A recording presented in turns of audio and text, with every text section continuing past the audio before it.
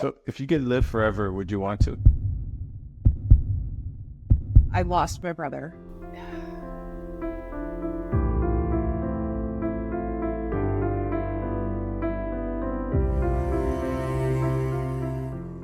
Wherever he is, or wherever the soul goes or doesn't go, we have this life that is meant to be lived and enjoyed. I've had a good life and I want the party to continue for as long as I possibly can. But at the same time, I don't think it would be enjoyable if I knew that I was going to live forever. My mom has Parkinson's right now. She's looking at years of immobility. If I could do anything right now to curb dementia, Alzheimer's, any of those things, I'm going to do it. And then if that happens to me, at least I know I've done everything within my power to avoid that. Live as healthy as possible for as long as possible. Yeah. And do everything I can do. The rest is in God's hand.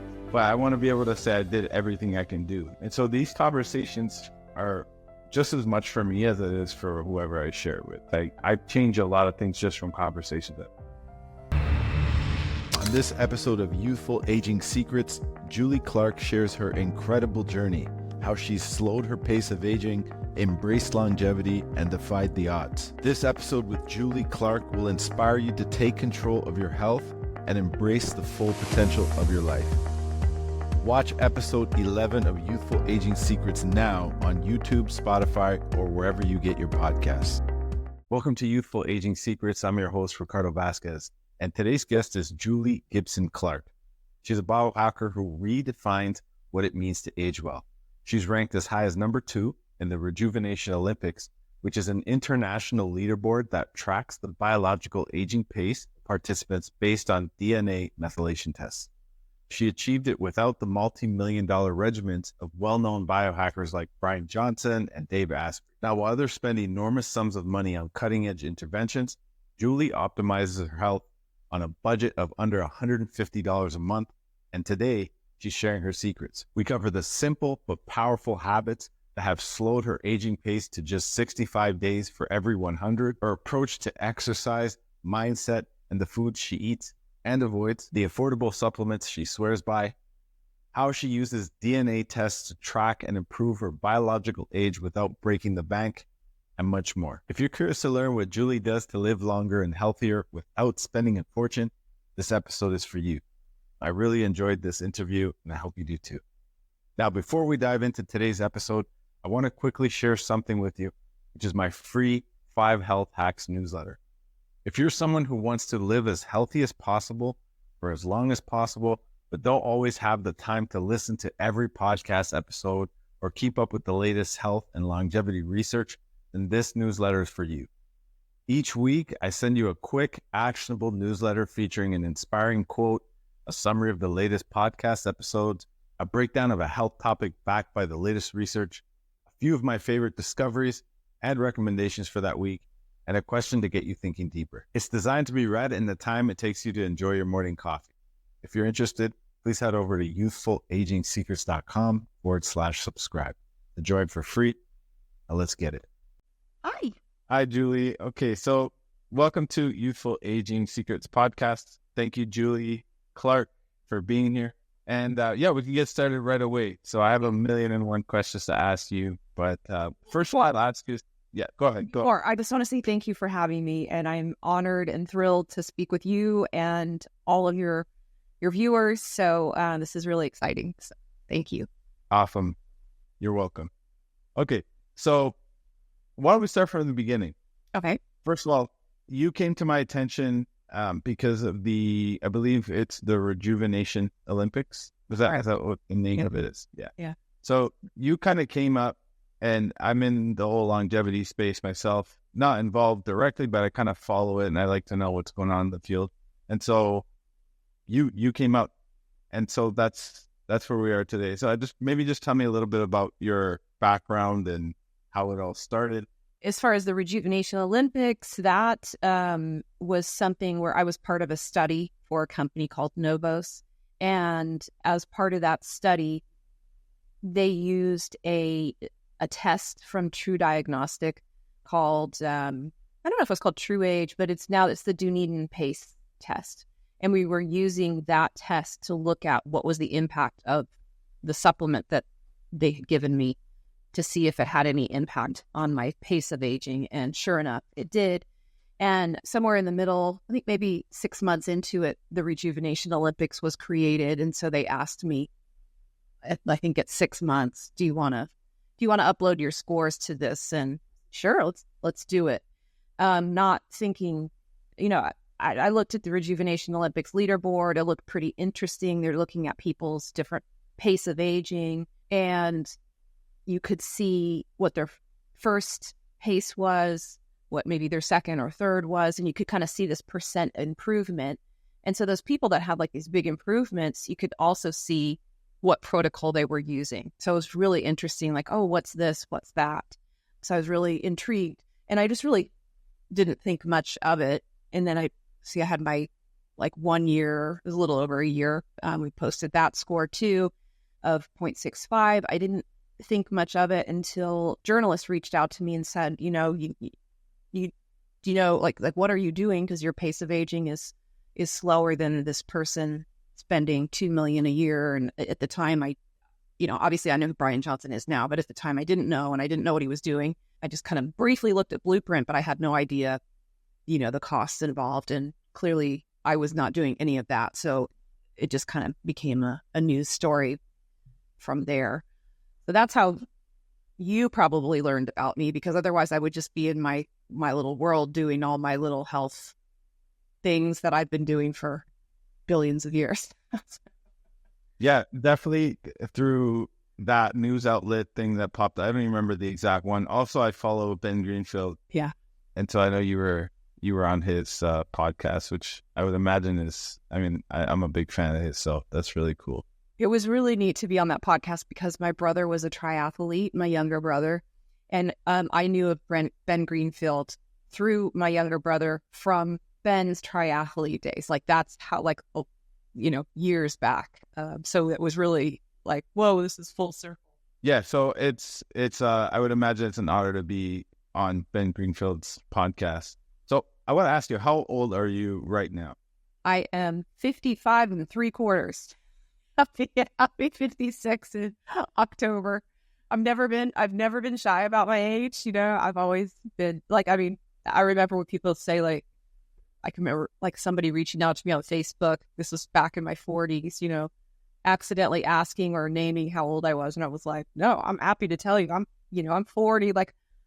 I feel like the older you get, the more wise you get. And we really need to embrace that side of it. I know, I've got all the more wobbly bits now than I did when I was younger and all of that, but the wisdom, I don't know, there's just something about getting older and wiser that is so much more interesting to me than looking pretty. Yeah, well, you look great. And I understand with age comes experiences and not necessarily wisdom, but yeah. We hope. I got some of these. This is true. My teenage son. I don't know. Bye. You know what? Let me tell you something. I have a daughter. She's 15, and she's a very wise in many ways. Of course, she's still a teenager in others. Yeah, but there are some things that she's said to me that blow me away. Yeah. So I do believe some people have more wisdom than others. Perhaps I don't know where it comes from, but maybe some parts of them are more developed than others. But yeah, absolutely. Very old soul, very old soul. Sometimes he'll say things. It's like, well, of course, Mom, because, and it's usually related to some obscure piece of history that he has somehow memorized. So is this something that you've always been into? Or you kind of alluded to that. You've been into the whole fitness and health thing. So could you start, where does that start? Maybe start from the beginning as a child, perhaps into sports or... Yeah. So this goes way, way back. When I started on swim team somewhere around age 6 or 7. I was a very hyper kid, and my mom, thank God, got me involved in swimming. My sister is 8 years older than me, so she was actually the coach of my swim team. I would swim and do, most kids were doing 1 hour of practice a day. Well, it's Houston, it's hot. I might as well just be in the pool if I've got to be there with my sister all day. And so I would do 3 hours of practice, and then I'd get out, go get a Slurpee. And meanwhile, and I'm practicing with like the older kids, to the point that at the end, after my Slurpee, I'd get back in the pool and they would tie my feet together to make sure I do butterfly properly and all this stuff. And so then race day would come, and I was pretty decent, and then so my dad was going to my swim meets with me, and he was like, okay, you have a race coming up in 30 minutes. We need to give you this amount of, it was always like, not the whole Snickers bar. I can always remember I couldn't have the whole, I could have like half the Snickers bar. We're going to give you a glycogen load. And I was like, okay, I love this. This is very cool. But it was impressed on me because when I would swim those races, I could really feel a difference, in that I was definitely into the sprints. I was definitely into butterfly. Those races felt very different than, just kind of your average practice days. And so I knew like really early, there's something about what you eat impacts the way you perform. Fast forward, obviously I grow up, I'm a teenager, do all the stupid teenage things, but somewhere around age 30, I went through a very, very stressful time. I was already on an antidepressant, and I was married, divorced, moved a bunch of times. I was told I had 2 lumps in my left breast. There's something more in there, but anyway, and then a man trying to kidnap me at knife point. And I was like so stressed, and I had this acid reflux that was just, it was just awful. And I went to see the doctor again, and she said, well, here's some antacid, prescription antacid. You'll probably just have to take this the rest of your life. I just like, my intuition just said, I don't know, like, seems like if it's in my esophagus, like, maybe it's something I'm eating, I didn't realize that it was related to the stress at the time, but I just kept thinking, there's got to be another way to solve this.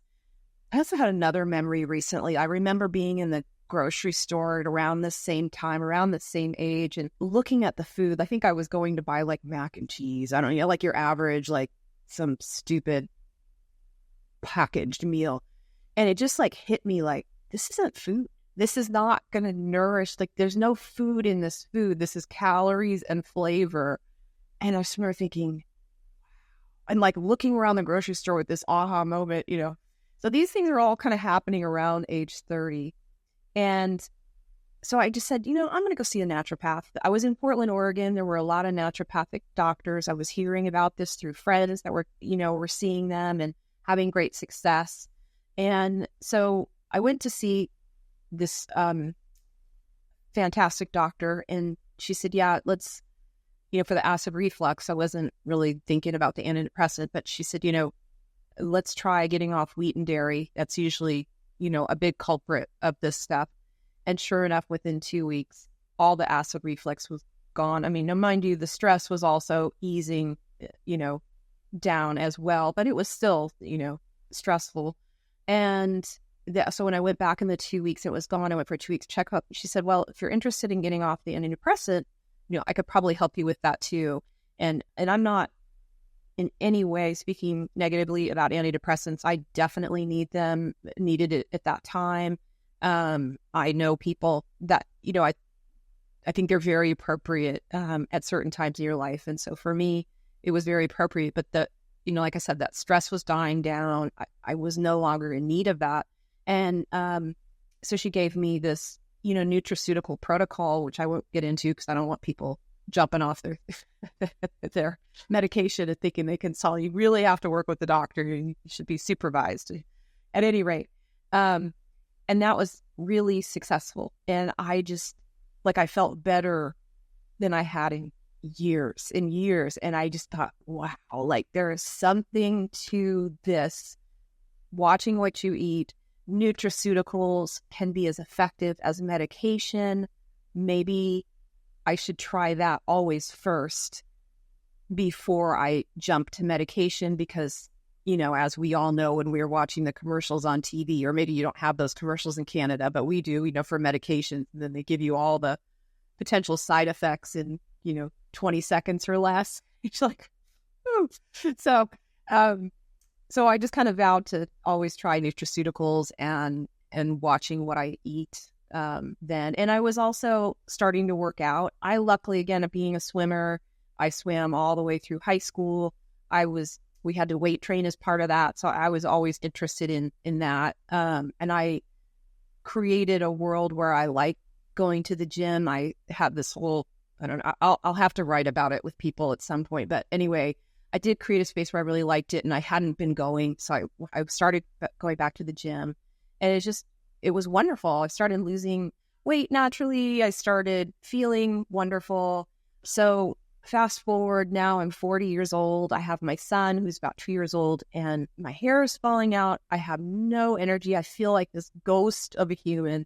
And I'm like, I'm healthy. I'm not your average person. I was on a vegan diet. I thought I was doing everything right and I just couldn't figure out what was going on. So again, I go and see what is like a functional medicine doctor. She was an MD because a friend had said, you should just go see if you have high heavy metals that can cause your hair to fall out. And sure enough, my heavy metals were very, very high. And we did I think it was like 12 weeks of chelation therapy. And that was like literally mind changing. I think it's somewhere around week 6. I'm driving home from like that 6th round of chelation therapy. And I just was like it was like the clouds opened up and my peripheral vision like opened. I didn't realize that I was kind of walking around like this. And this low grade depression I had been living with was just gone. It was like, wow. I could never figure out why I always felt just a little bit of depression, and, exercise and all of those things seemed to combat it. But this, I think the heavy metals, I don't know what they were doing, but anyway, it was clearly it was the root cause of some of that. And so I just felt amazing. And we got to like week 12 and it was like, okay, all your metals are in the safe. They're all in safe zones. But there was so many. And I just kept thinking, is there a cumulative effect? But you can only do so much chelation. It's really not, it's kind of hard on your body. So we stopped and I just became obsessed with researching how to naturally detoxify my body, because that was also something that came up in our work together was, maybe you just have genetics that don't, have that MTHFR gene. Maybe you just don't detoxify naturally as well as other people. So although you probably, had different reasons to be exposed to so many heavy metals, but I probably also just didn't detoxify them like the average person. So that's when I kind of really got into taking care of my health. I don't say take control of my health, but, really started researching these things. And from there, the internet is now like a big deal. From the time I was 40, now you can find people online like Russell Blaylock was somebody, Dr. Mercola, Richard Klinger. These guys were all talking about detoxification. And so I was, testing out their different protocols. And I just kind of got into this idea of researching something and trying it out and seeing if it worked for me. So that was part of it. And also backing up during that, the chelation therapy, she was looking at, she was looking at all of my different vitamins and mineral levels as we're doing this. And she's just kind of going, this vegan diet is not working for you. You're not getting enough protein. She just showed me here, look here, look here, look here. You need this, you need that. And I switched my diet in the middle of that, and you could just see everything. So again, it was just like what you eat really makes a difference in, your performance, how your cells are working together.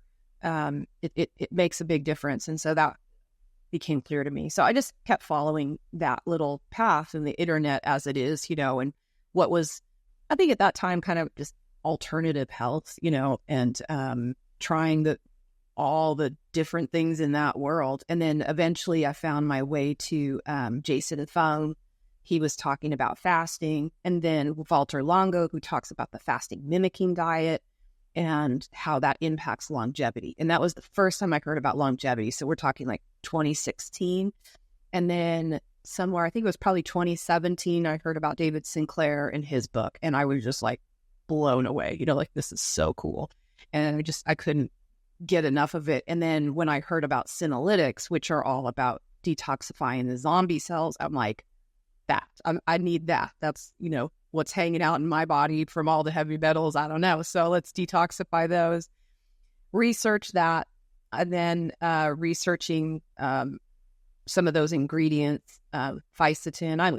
Everyone seems to say that word differently, but that's how I'm going to say it for now, fisetin, and found this company called Novos. And then that's when I went to order it. They asked if I wanted to be part of a study.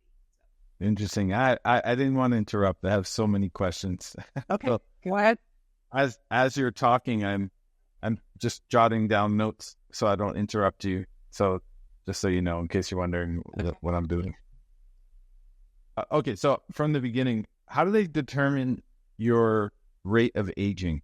So, like, I know there's a test, right? So I'll let you. It's a blood test, and you were going to ask me about science. But I mean, nobody should ever take medical advice from me. Just want you to know, like, I was a structural engineer, and I had to take bonehead chemistry for structural engineers, and I had to take it, I think, 3 times just to get a C. So nobody should ever listen to me. I will never understand this stuff like a doctor does.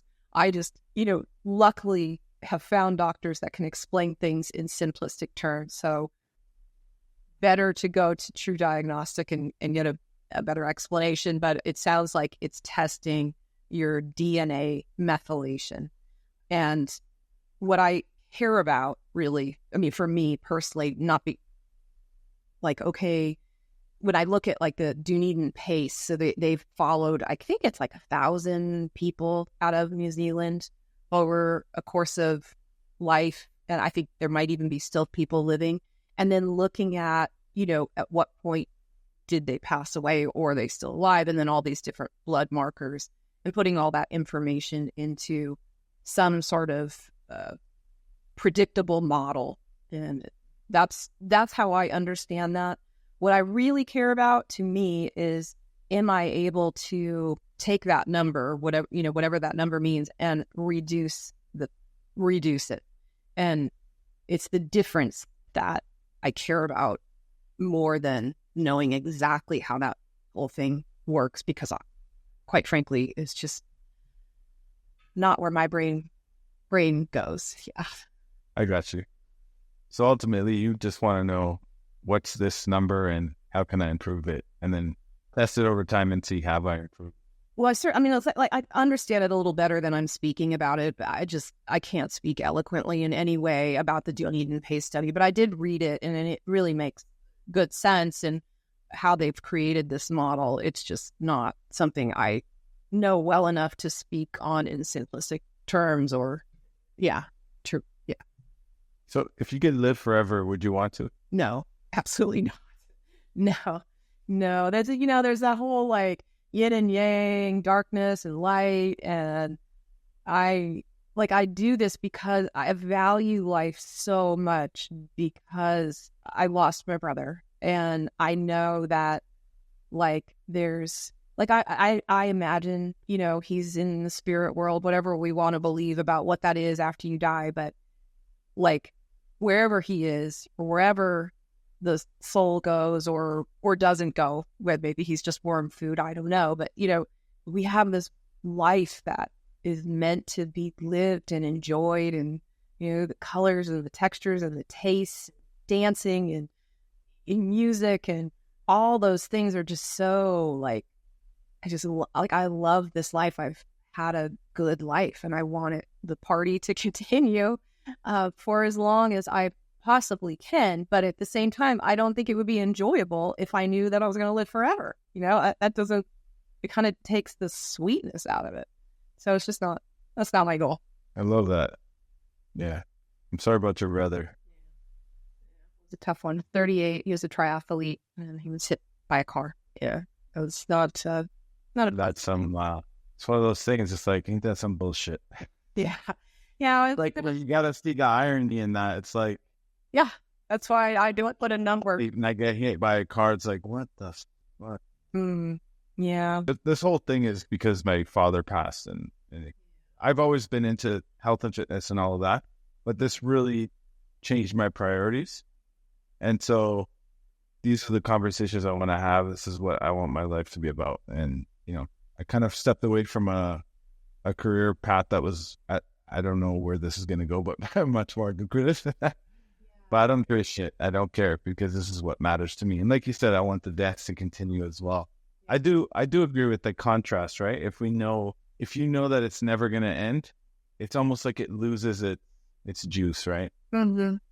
It's a human condition too. Like, you know, I watched my dad, the way he says it is like, when you know you've got more days behind you than ahead of you, you know, life kind of changes. And I think I'm right at that midpoint right now. You know, it's unknown whether I have more days ahead of me than behind me, but I'm, you know, right in that midpoint. And honestly, that's the human condition. And I want to experience all of life, you know, all that life has to offer. And that's part of it, is knowing that, you know, I'm going to get to that last decade. My goal here is to, one, enjoy the vitality and the mobility and the strength for as long as I can, you know, for that. You know, this idea is like, you can just have this health span and then, okay, maybe the last 2 years of your life, you know, or maybe even the last year, you know, it's like, okay, boom, over. And not like, you know, my mom has Parkinson's right now. Like, you know, she's looking at years of immobility. And if I can avoid that in any way, if I could do anything right now to curb dementia, Alzheimer's, any of those things, I'm going to do it. And then if that happens to me, at least I know I've done everything within my power to avoid that. And that's just, you know, this must be my fate. And that's my life lesson. I don't know. You know, I don't know. Who knows what the future holds, but I'm going to do my best to make sure that those are all good things. Yeah. Sorry about your mom. My father passed away from complications of Parkinson's. Well, that's a tough one. Yeah. It's tough. Yeah. And, you know, for me, it's seeing a lot of people close to me that died. Even I had a friend that died really young with like heart issues, but, you know, he didn't take care of himself. And my father, I don't think he lived an unhealthy lifestyle, actually. I think he may have done some things that he didn't do that he could have done. That's a whole other story. But just like you, I tried to look at it like, okay, how can I be as healthy as I can for as long as I can? So live as healthy as possible for as long as possible and do everything I can do. And if, like you say, if the rest is in God's hands, you know, I believe in God.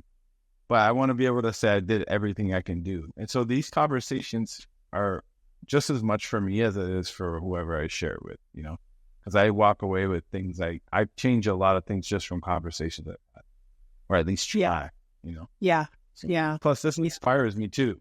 These conversations are inspiring because you can see what's possible. Yes. I think out of all this thing, nutrition is probably the most debated aspect of all of this. I think most people can agree on exercise and rest and the importance of rest and stress and that. But when it comes to nutrition and supplementation, man, that's when people, it's almost like, it's like religion, politics, and nutrition, like carnivores. Like carnivores and vegans are like Democrats and Republicans. Like, well, oh God, yeah, it's definitely a landmine of issues. But you know, I just think it's because everybody. I think one, we're all different bodies, and I also think we're all different bodies in different times. Like there was a time. I mean, being a vegan those first 2 weeks, man, it felt great. And so I wouldn't ever like take that away from somebody. So sometimes there's a time and a place for a specific diet. And maybe there's a time and a place for the carnivore diet. There's, you know, but does it mean that's the way you should eat the rest of your life? I think you have to decide for yourself how you feel. And I just think we all have such unique biochemistries. We react to stress in different ways. That impacts, you know, what, like how we eat impacts that. I think everybody's so unique that I just don't, if anything, I hope we can crack the code on like different biologies need different diets. And we clearly have not cracked that code. But I also have a theory that I don't know who they are, but I do feel like there's this maybe not, it's not like a planned, it's not intentional, but I think these food companies make a lot of money by keeping nutrition very confusing. And I'm not trying to piss anybody off here, but I just feel like there's a lot of money to be made in the food and health space. And I don't think anybody's trying to like intentionally hurt people or anything like that. But I don't think there's any incentive to really solve the problem. There's more incentive to just keep it kind of murky and confusing. And, people then will go on this diet and that diet, and they need these different packaged foods and that packaged food. And I don't know. At one point, I just really started listening to my intuition and what I needed, so I was on that vegan diet, and then, found out about the heavy metal poisoning. And this is right around the time my brother died. And I remember thinking, okay, so like, he's gone. I can't even imagine if that were me. And like, I didn't have, because I was a gluten-free vegan too. So like, I didn't have bread. I wouldn't have had ice cream.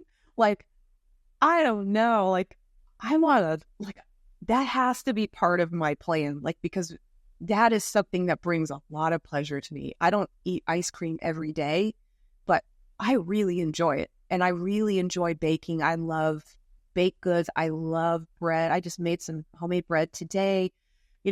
Those things, I was like, okay, we're gonna have to figure this out, because I'm not gonna go on the like 10 days to lose 20 pounds for the bikini bod kind of diet anymore. Like this, I got to figure this out for the rest of my life. And this has got to work, in a way that supports me and my health, and I can have the energy that I need to do what I need to do. And I just really kind of started listening to myself and how I felt, after eating different things.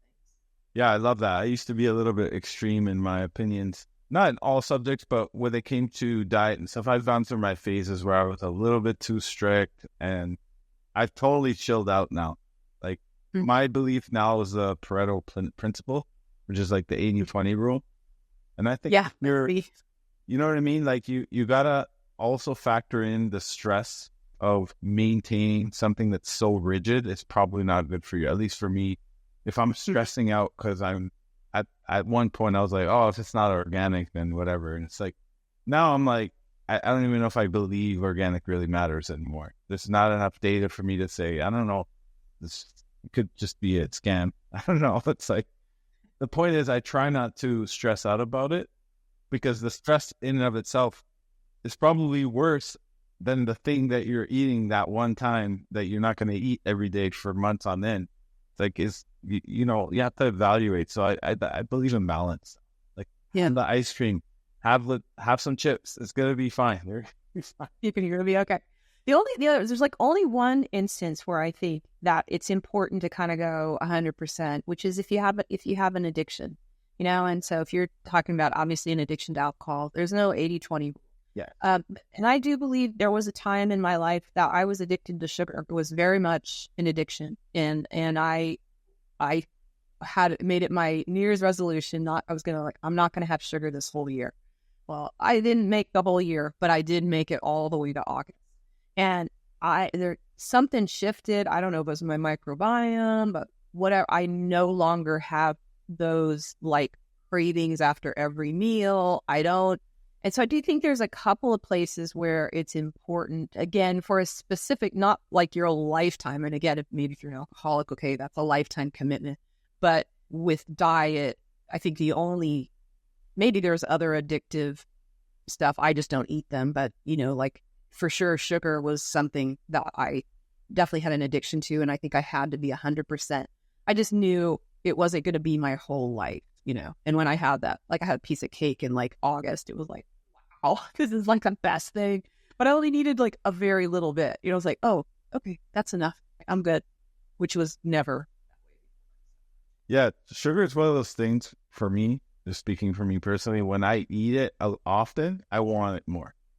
And when I stop eating it, after those initial cravings come up, because they do come up for like sweets, once I get past that, at this point, maybe a couple of days, if I eat sweets on a weekend, a lot of stuff like Christmas is for my culture. We have a lot of pastries and stuff.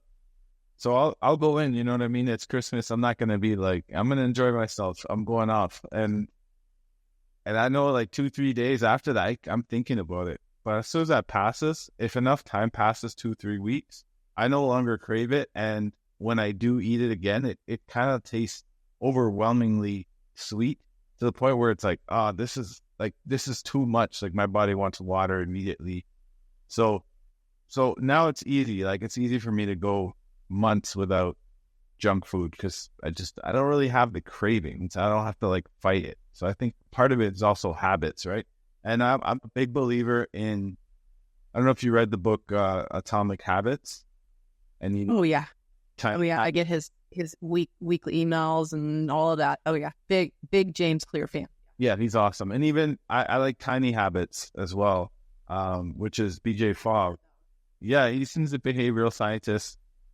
He has a lab, and a lot of the stuff he got came from that book too. I would imagine some of the research, because he's an actual behavioral scientist and he runs a lab at Stanford. So a lot of the data that comes from behavior science comes from his lab, or a lot of the information. Anyways, long story short, they talk about how you set up your environment determines a lot of the times how you're going to behave. So obviously, for me, when family comes over, everybody brings a bunch of crap, right?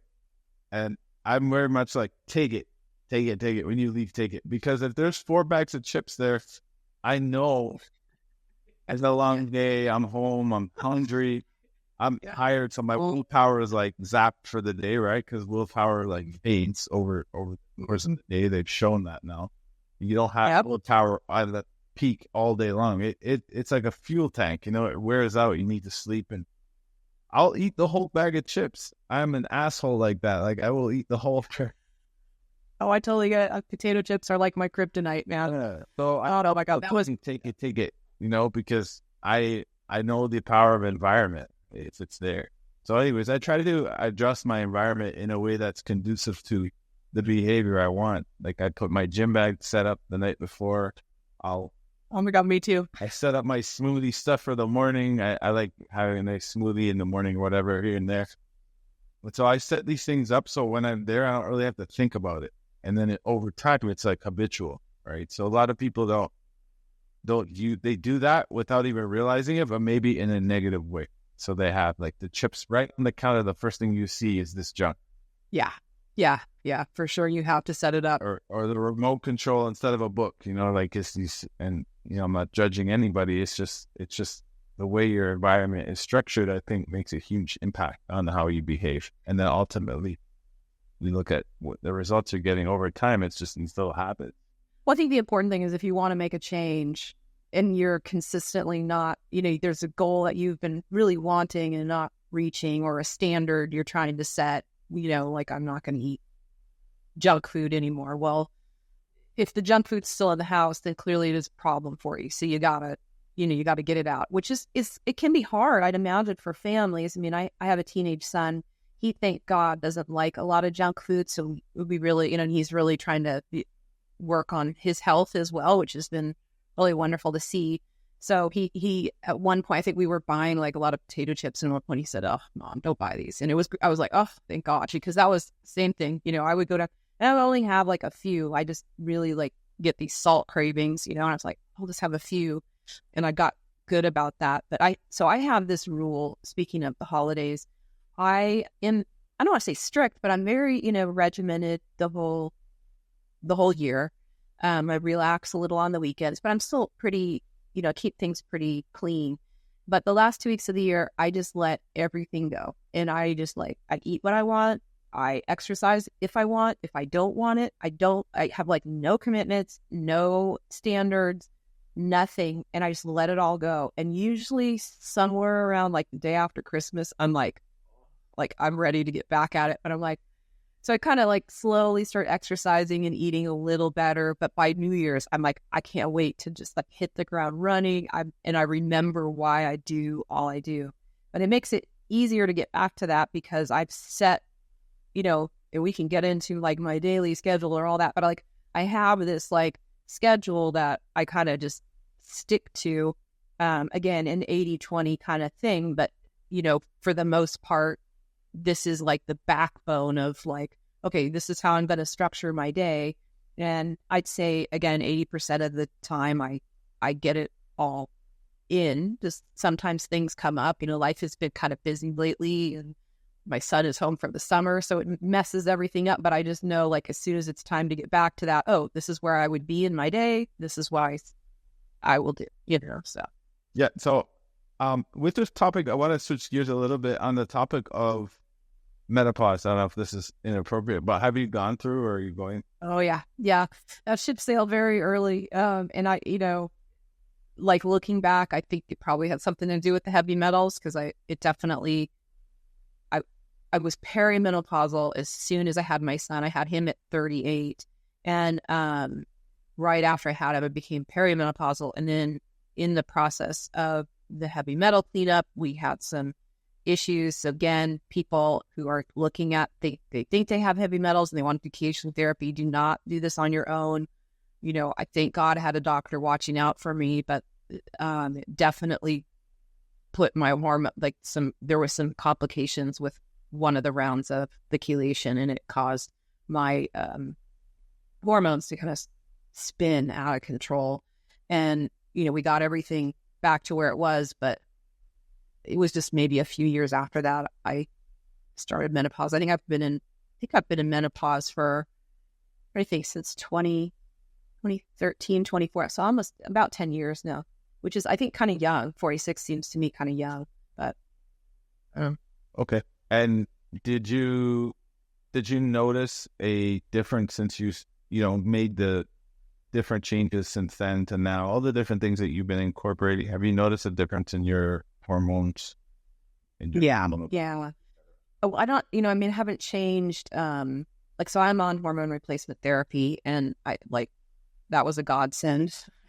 I will never go off if I don't have to, but sure, there'll be time that I have to. At any rate, so when I'm doing everything that's super healthy and I'm not, I'm sure sugar must mess with your insulin, and insulin is a hormone. So then that, these hormones all work together.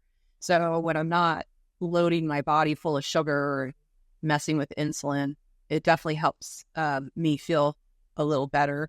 But yeah, menopause just it used to be if I skipped dinner, I'd wake up the next morning and be 5 pounds lighter or whatever. And now it's it's taken me, I've been trying to lose 4 pounds, and it's just finally, I think I've figured it out. I've been walking every day, and I've finally lost 2 of those 4 pounds, and I'm hoping the next 2 are to come up. But it takes months to lose that kind of weight. That as pre-menopause, no, So that's been the toughest thing, and kind of the bit around the middle. Luckily, I have had a DEXA scan, so I know that it's not visceral fat, and in fact, I've lost quite a bit of visceral fat, so that was a really nice thing to see on those scans. But you still get it around the middle, even the subcutaneous fat is still around the middle more so than anywhere else. So it's not as fun, but whatever. It is what it is. And are you on any other, I should say, pharmaceutical interventions or pharmaceutical drugs? For example, hormone replacement therapy is not, I don't know if that's classified as a drug. Well, it has to be prescribed for sure. Yeah, so let's call it under the umbrella of a pharmaceutical. Yeah. So are there anything else? I know we'll get into supplementation. I think you mentioned the other ones, but are you on any other things besides that? For pharmaceutical, no. So just hormone replacement therapy is the only thing that's prescribed. Yeah. I interviewed another lady, and she had also Rhiannon Coles. She's already you can find her on one of the podcasts, but she talked about she went on bioidentical hormones, and she said it changed her life in a week. Yeah, it's amazing. She's it was night and day. Her life changed as far as how hard it hit her, and she's she looks great. She's into fitness, and same thing. she was really living that lifestyle, but it kind of kicked her ass, the menopause. And as soon as she went on that, she said it changed her life. So, and the same is reported with men. Men who have low testosterone, and it seems to decline as you into your mid-30s and under, whatever, depending on if you're getting enough sleep and all these things. But for men that have issues with low testosterone and they go on TRT, they say, like, dude, I'm like a superhero, right? Yeah. It's like you're so like, well, I don't know about testosterone and its impact. I am on testosterone, but in just a very small amount. But estrogen, when you don't have enough estrogen, it's like you have no energy. I mean, you just like I would be like driving and I'd have to pull over. I was like, I think I just need to take a 10-minute nap. Like it's not safe for me to be driving right now. I would just get so tired, and I would sleep at night, or it would be that I wouldn't sleep all night, or if you get woken up in the middle of the night, you can't get back to sleep. And it's just like everything was just so like my health just felt like eggshells, it's just like, oh, like everything. And I think I was like perimenopausal, and this doctor said, let's try the hormone replacement therapy now. I was in Dubai at the time. I wasn't here in America, and I'm very grateful that I was, because, his standard of care was like, no, we don't wait until this, that, and the other to give you the hormones. Like, we're going to give you hormones now. So then by the time I had moved back, it's like, well, I'm on the hormones. So like, you have to keep giving them to me. So it was great. It was really great. I didn't have to like wait until there was like absolute complete full menopause, so that was brilliant. Right. Okay. And so for what do you, okay, so let me backtrack here. What do you eat and what do you not eat? Let's start with what you don't eat first. What I don't eat. Yeah. What are some things you stay away from as far as food and even beverage? Food. I was going to say, so I don't drink alcohol anymore, and it's just an absolute tragedy, because I do enjoy the flavor of alcohol and those kind of things, but I stopped drinking. I think stopped drinking because my son was kind of, looking at alcohol, and I'm thinking, well, that's kind of crappy of me to say don't drink, but then I'm drinking, So I was like, okay, I'm just not going to drink, like we're just not going to drink in this house. And so I stopped drinking, and I've learned since then that there's like a digestive there's an enzyme you have to digest alcohol that you lose as you got older. And I think that like I just lost whatever, because even now, like I will have like the occasional glass of champagne if I have that early enough in the evening. That doesn't seem to bother me. But even like I was at my friend's house, it was daytime, I had a seltzer, thinking, oh, that will bother me. It's like the whole night, it's like the most awful sleep. It's just awful. So I was like, this is so painful. It is not worth this beverage that, okay, it tastes good, but I never was going to drink tons to get drunk anyway. So it's like, okay, I can just give it up. And so that's one thing that's an absolute no. Everything else I eat in moderation. I don't eat a lot of sugar anymore. Again, it just doesn't feel good to me. I will kind of, definitely over the holidays, I kind of, like you, it's like, I start eating a little bit, and then it's like, oh, I'll have a little bit more, so then before I know it, I'm eating quite a bit. And those few days in New Year's where I'm not eating anymore, I kind of do have to go through a little bit of a detox. And then I just quickly get back to, how I feel now, which is like, I'm very, very satisfied with some berries, blueberries, raspberries, strawberries, and all the fruits that are out now too. I love all the stone fruits. Peaches are like my absolute favorite fruit of all time. So I eat everything. I do subscribe to the whole everything in moderation, even moderation, that kind of thing, which is, I think Julia Child said that. So yeah, I mean, every once in a while, like I think this Friday night, I'm not going out, and I'm like, you know what? I'm going to see my parents the next day. I'm going to bake. I'm going to do some baking, so I'll have a little, like a small thing, but I try to, like, if I want to bake or anything, I'll bake it for somebody, or it'll be for my son. So I'm not really, if I have a serving of it, but, I eat bread. I make my own sourdough bread, which I think is healthier. I don't eat a lot of it, I don't eat as much as I want to eat. That's for sure. That's for sure like a kryptonite. Same thing, like potato chips. I love them, but they just are not allowed in my house anymore. Like, and if I get any, I'd get a small little bag, and that's it. Cause I could just go to town, peanut butter and jelly sandwiches with potato chips, like bologna sandwiches. Like I love kid food. So anyway, Yeah, like so that's what I don't eat.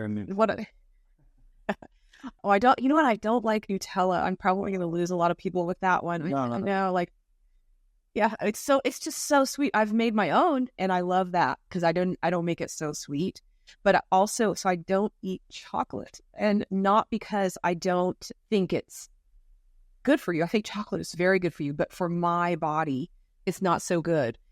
In fact, I thought I'm going to have some, I got some for my son, and I thought, I'm just going to have a few bites. He loves dark chocolate. So I had like a few squares of dark chocolate, and sure enough, like, it's like maybe like a day, 2 days later, I'm like, why are my wrists just start hurting, and then my knees start hurting, my ankles, like my joints. It's like, I don't know what it is, and it's just an absolute tragedy. That and coffee, and it's like same thing. I love the flavor of coffee, but I can't, like, even the decaf.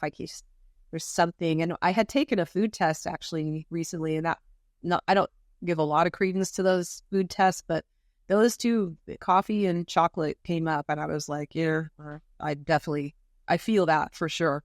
So I drink coffee only occasionally, every so often, because but I know I'm going to pay for it. Like, my joints are going to hurt. So those are the things I don't have. What makes it easy not to eat all the bad stuff is I prioritize a pound of vegetables a day. Usually about half of that is greens, maybe 4 to 8 ounces is greens. And then in 100, I'm learning I might be needing even more protein, 130 grams of protein.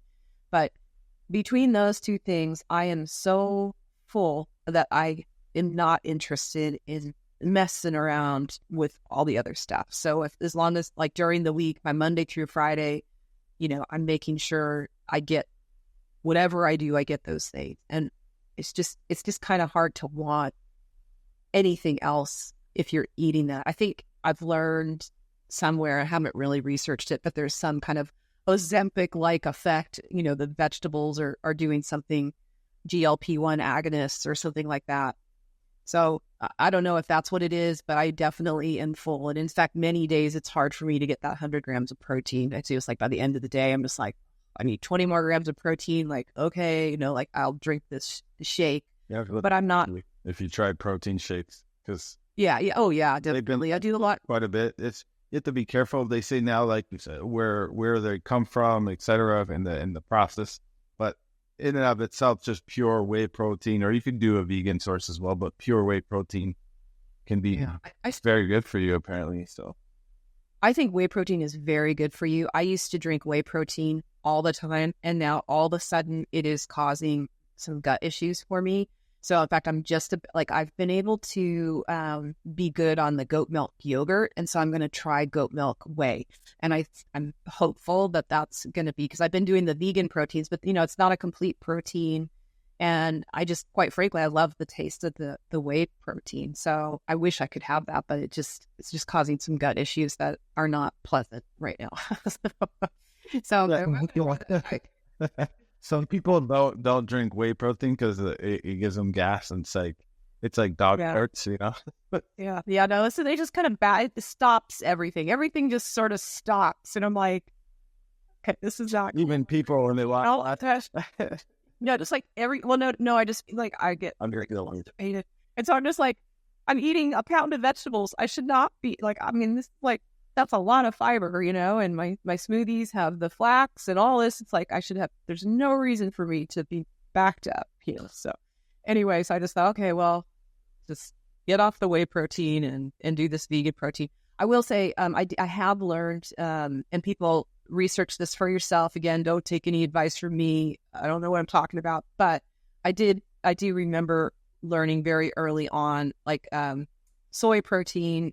This is like 20 years ago, so maybe they've changed their practices, but they were hammering the soybeans out on aluminum trays, to turn them into powder for the different powders. And so there was quite a bit of aluminum in soy protein. There was like a big article in the New York Times about this. And again, this is 20, 30 years ago, back when I was, it was probably about 25 years ago. So hopefully those practices have changed, but it just kind of, that was one of those things that made me weary of like, oh, okay, I should probably always look at, not only the food and its source, but then how is it processed before it gets to me, to make sure. I mean, like, even like, I don't know if you knew this, but like candy, a lot of candy has heavy metal poisoning because of the high fructose corn syrup on, through the machines, I think picks up a bit of the metals. So anyway, fun facts. I don't eat much candy anymore. I never really was big on candy, but yeah. I know I have like a sugar thing when I start like, oh, I'm going to get a candy bar. It's like, ooh, okay, you are having a problem now. Like, that's what I know. Yeah. So typically, how do you plan for your meals? Do you pre-plan in advance, or how do you decide where one will eat? Yeah, so I kind of have a structure to my day. It's, my first meal is somewhere around, well, actually, I'm changing this a little bit because I've just learned, like protein should be your first meal of the day. So I was just doing this powdered green drink. It was like powdered greens, and then I've kind of gotten into this beet kvass, and it's like with powdered greens and lemon, like juice of a lemon, and this beet kvass and a little bit of water. I'm trying to think what else is in there. A little bit of moringa. I like backed off moringa for a while, and now I just kind of do like a teaspoon of that. I add maca to that too, because that's really good in menopause. And I've now been adding 20 grams of collagen protein to that, so that my first, whatever I'm first ingesting, that's kind of what I have after the gym and before I come up to work, because I have that first thing. And then so that's like around 8:30, 9 o'clock in the morning. And then at about 10, I go down and I usually make a smoothie. It's one of three things. It's either a smoothie, it's yogurt, or all winter long, I make this greens latte. And I don't know if you want to provide links for people, but the recipe is from this brilliant book, and it's just can't say enough great things about it. This bone broth that you make, it's like bone broth and greens, and the bone broth has all these spices in it. It's like the most delicious thing I've ever had. And I love it. So I drink that all winter long, but now it's 100 degrees here and I really don't want anything hot. So I just do smoothies, and it's just berries and greens and bone broth and protein powder. That's kind of that. And then, so that's 10 o'clock. And then somewhere around 11 or noon, whenever I kind of like, oh, it's time to eat something, I grab a bowl of vegetables, and that's like, a mix of whatever I found at the store that week. And it's usually around, I don't know, anywhere between 6 and 10 ounces based on what I think I'm going to have for dinner. And then I get a protein source. And lately it's just been like soft boiled eggs, but tuna, it's leftover meat. Sometimes it's just cheese, or sometimes it'll just be a little bit more goat milk yogurt, because the goat milk yogurt I have is pretty high protein. So, and that is it until dinner time. And I just kind of nosh on that all afternoon. That's when I have my Novos drink too, so that I'm kind of getting all the fats with it, whatever I might need. And then at dinner time, that is a complete mixed bag. It's, whatever my son, if he's going to be home, I try to make things like we were making roast lamb the other day. It was absolutely delicious. And then we made steak and Caesar salad a few days ago. And last night, I think I made greens and scrambled eggs and greens and mushrooms. It was just like, whatever, going to have that. So that's a mixed bag. But again, I'm just trying to like, whatever protein I still need, I try to make sure I finish that. And whatever whatever greens or vegetables I still need, I make sure that gets in my dinner. But yeah, when sometimes we eat pizza, I'm making it myself. Sometimes we just have a sandwich, like it's whatever my son kind of wants or whatever's in the house. I try to keep it pretty easy. I don't try to I love to cook. And so it's luckily for me, I have been very into food and cooking like forever. And so it is not a stressful thing for me to go down in the kitchen and, face a new recipe. To me, that is very relaxing. And I feel very lucky that is my end. Yeah, that's dope. A lot of people don't like to cook.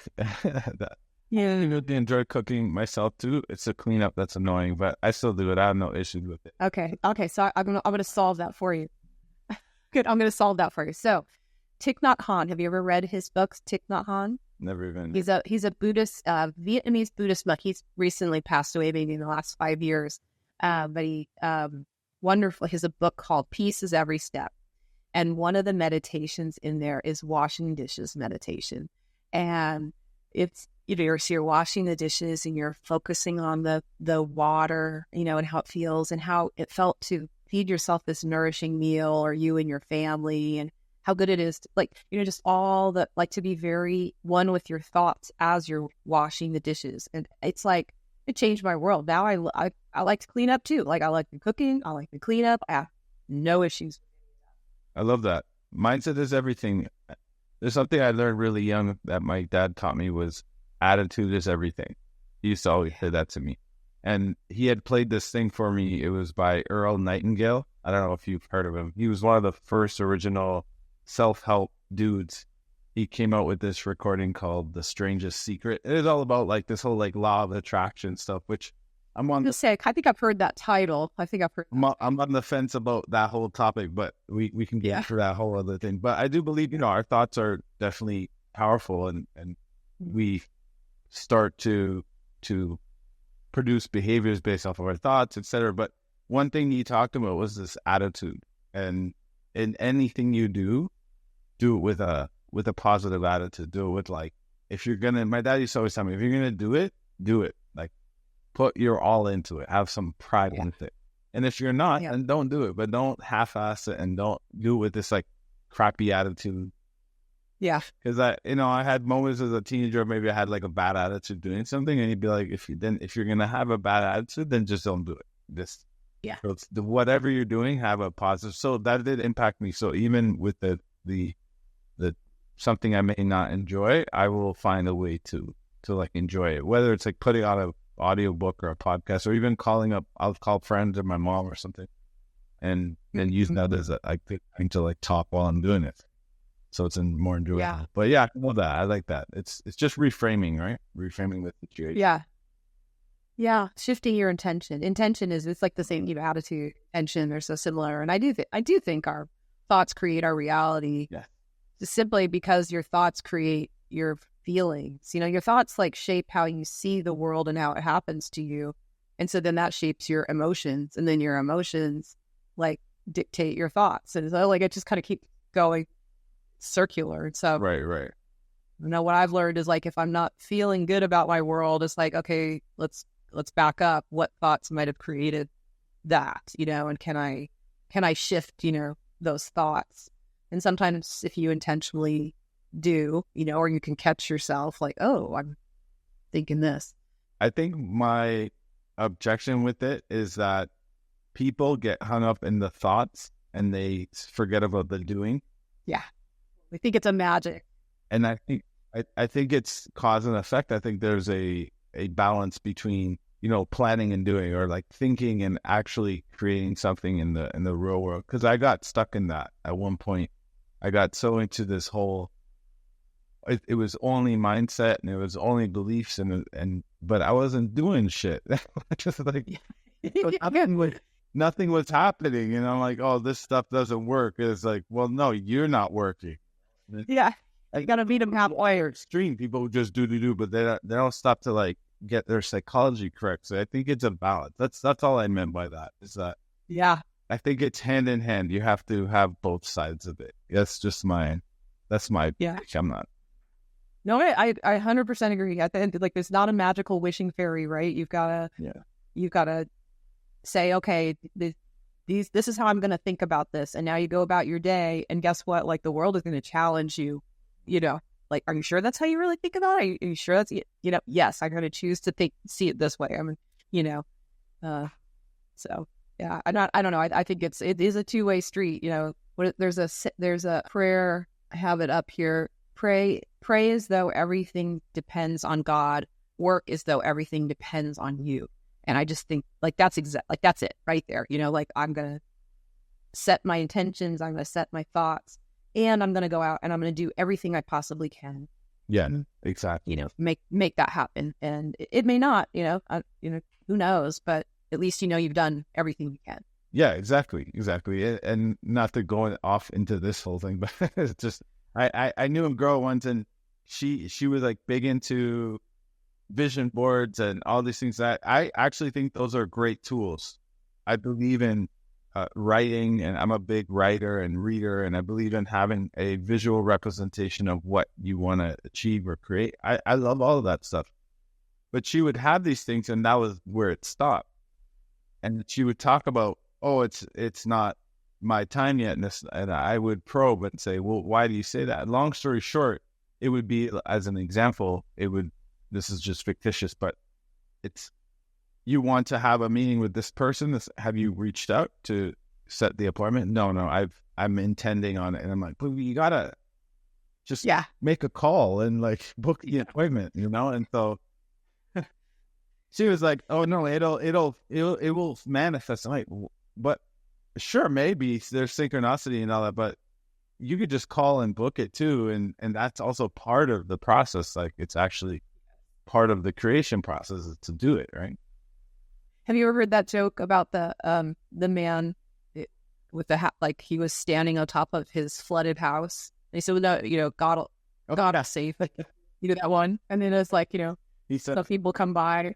He said the bow. He was like, no, God will save me. He said the helicopter. Yes. Like, and then he ends up dying. And he's like, well, I said all the things. Yeah, asked God, why didn't you save me? He's like, well, I sent a boat, a life raft, a helicopter.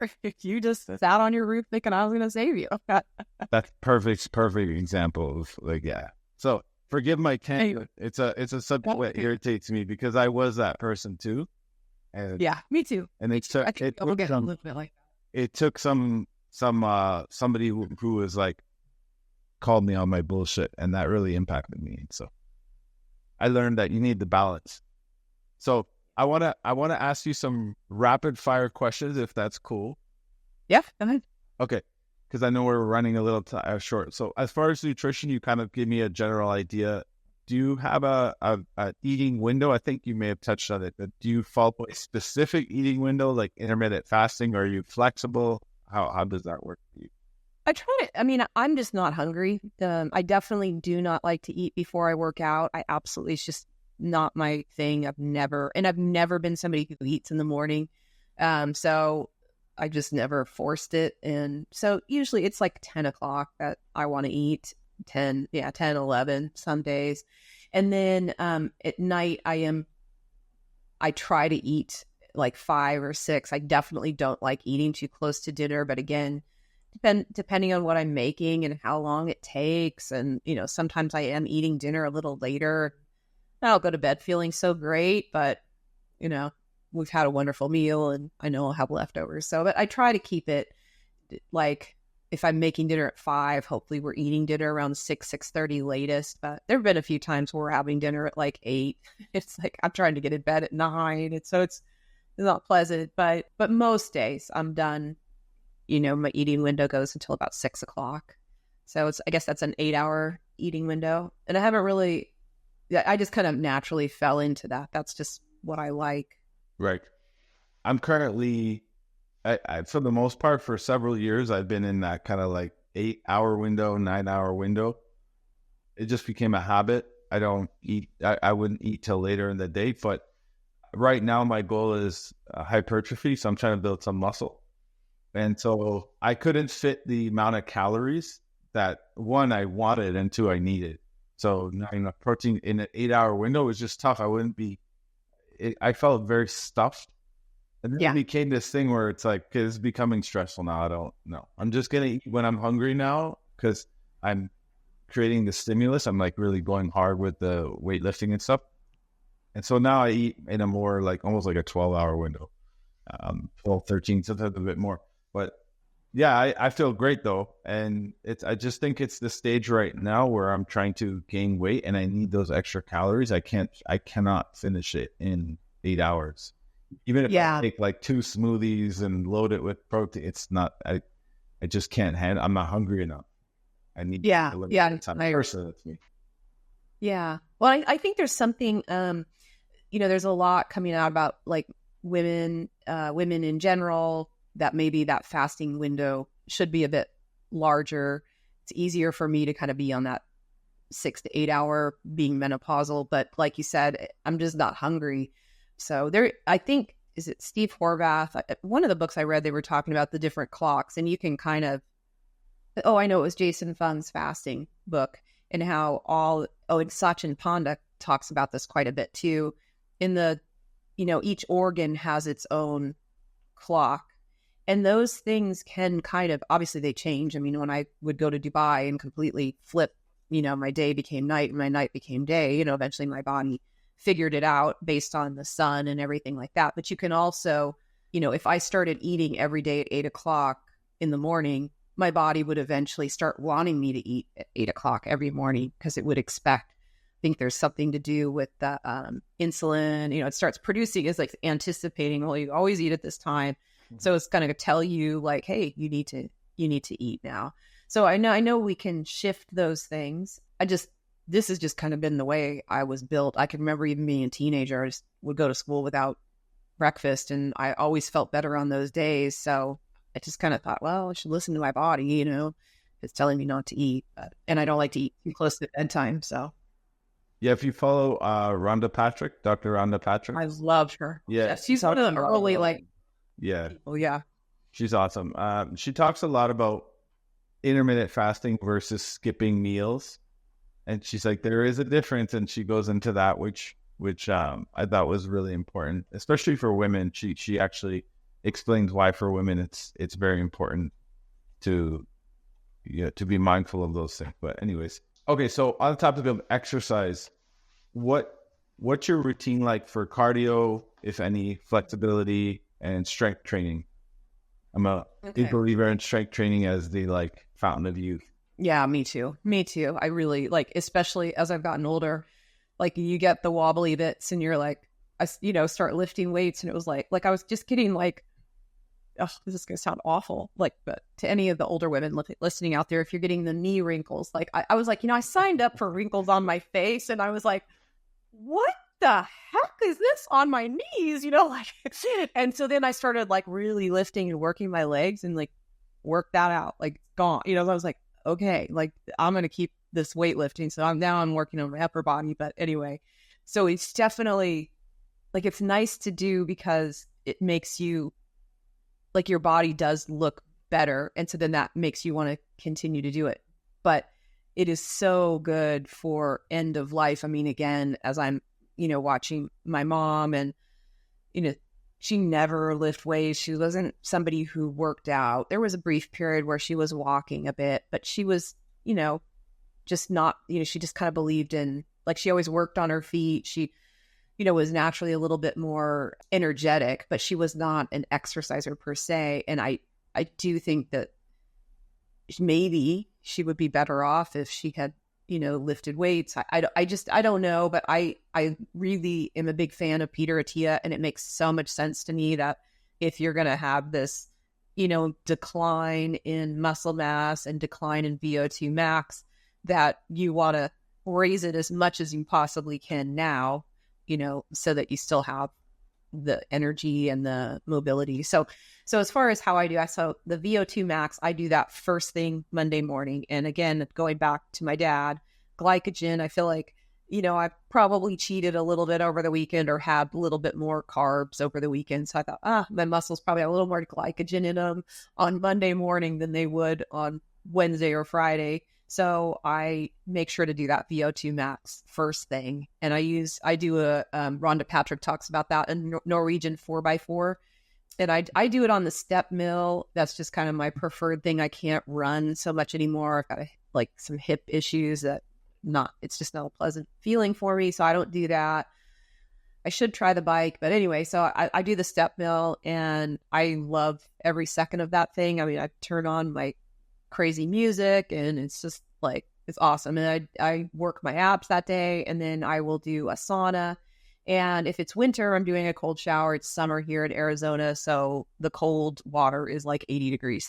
So you can't get a cold shower to save your life, but it's still refreshing after a sauna. So I do that, then I get to work. But so that's Monday. Tuesday, I do a full full body weights, and I use free weights on Monday, and I'll just, free weights and cables and all kinds of things that don't limit my range of motion. And I try to be I don't work out with a trainer, but I do try to be very careful with my form, and I keep the weight probably lower than maybe I could lift, just to make sure I'm not messing my body up, because you don't want to get injured. That's Tuesday. And then, and every one of these days, ideally I stretch after the workout. Some days I don't, but I try to. And then Wednesday, I used to be going, so it's summer now and I'm kind of switching things up. But so Wednesday, Thursday, Friday, I will just do zone 2 cardio. And lately I have been walking in the morning instead of going to the gym, because it's already 100 degrees in the morning. It's like, I think it was 90 this morning. And I've been walking, like I'm trying to get like 14,000 steps in a day and see if that seems to be helping me take off that last bit of weight. There were some issues with cortisol, and my doctor just said, well, maybe skip the workouts and just go for a walk. And that definitely seems to be helping. So in the winter, I would be in the gym, just doing like a zone 2 cardio for like 20, 30 minutes, depending on the day. And then always like a sauna and a cold shower. And then one more day during the week, lately it's been Fridays, I will go to the gym and do another full body workout with machines that limit my range of motion. And I just try to like lift as heavy as I possibly can, because it keeps me a little bit more supported, and just try to up things that way. But so that's like a full body. And again, if I'm in the gym, I will go have a sauna and a cold shower. And then after, I'm trying to think. And then Saturday, this is my new thing on Saturday. Again, it's hot. It's very hot here. And I love hot yoga. It's one of my absolute favorite forms of exercise. But it's like, I just hate taking an hour and a half and then like driving to a class. It's like, by the time everything's said and done, you're looking at 2-3 hours. It's like, oh my God. So, but in my garage, I just set up my yoga mat, because it is like very hot in there, and I'm doing hot yoga on Saturday mornings for, the flexibility. And it's like, it makes my back feel so strong. And I love that. So, I'm just trying to switch it up. Although I love my routines, I love to have periods of time where I don't follow those routines, because it just makes me appreciate it when I'm back in it. And again, my son being home for summer, it's just different. The whole vibe around our house works differently. And so I just try to roll with it and not get too stressed out about, otherwise it's too hard to like stick to this schedule, because he's up very late. The sun's going down later. It's really hard for me to get to bed. Like, in the winter, I'm in bed 8:39, no problem. And I'm up at 5. And now it's just like, I'm fighting to get to bed by 9, and I'm in bed, but it's like, I can't seem to get to sleep until 9:30, sometimes even 10. So my alarm's set for 5:30 now. Yeah. Do you find that reading in bed helps you fall asleep? Because for me, when I have difficulty falling asleep, it starts. One thing I've learned is following some sleep experts, is that our sleep starts the moment we wake up. So what you do when you wake up sets the tone for what happens in the evening. So trying to get some sunlight as early as possible into your eyes when you start to eat, etc. So anyways, just as a little tip for me, that really helps, is keeping technology at a minimum. I dim the lights. I try to at least an hour or two before bed, not eating too close to bed as long as I'm not starving or something. And then putting the phone away, not looking at it, especially in the dark, and then reading with like a dim nightlight. I find that knocks me out if I'm a little bit anxious. Yeah. Anyways, that's just a little tip. One thing I will say is the Norwegian 4x4 is, we probably heard about it, the same thing. I heard about it as soon as the study came out. I read a lot of studies now. Like I use AI to help me understand when I can. And I really love studies now. I never used to read them until last year. And now do you use Examine? Do you use Examine? I use Examine. I use Consensus. Mm-hmm. Have you heard of Consensus, the app? No, I'm gonna write that down. Check that out. Yeah. Consensus is awesome. It's the best tool in my opinion. Dr. Layne Norton is the one who was Oh, promoting that's it. him. He's a counsel. Yeah. He's a counsel for them. He's on the council or something. So he helps them. Okay. Yeah, it's awesome. It basically it has AI scan all these different papers and brings you the relevant ones, and then gives you like a consensus summary of, let's say, 15 studies, RCTs, randomized controlled trials, or whatever. And it gives you a study, like you can literally say, are bananas good for you? If you're asking a yes or no, and it will cite all these different studies, and it will show you all the relevant ones, the best ones, like the strongest ones. And it will answer 78% yes or 90% yes, and here's why. It's pretty badass. It's really good. Sounds really powerful. I'm going to have to ask it about this Dunedin pace, maybe like get AI to explain it to me a little bit better. Yeah, and it works best if, let's say, for example, you find out what individual ingredients are, and then you can ask it, do these ingredients show, that people are gaining muscle, or whatever it is you're trying to find out. There's been supplements that I'm about to take, and I will look at ingredients, and a lot of it is like the data isn't really conclusive. And I'm not saying if it doesn't show the data, I'm not going to try something. No, I'm not that extreme. But I think there's a lot of bullshit out there too that I used to fall for myself. And there's just a lot of things, even so-called experts say. There's a lot of people out there that say things that are like, that's straight up just like bullshit. Like they're either lying or they're just. It's marketing.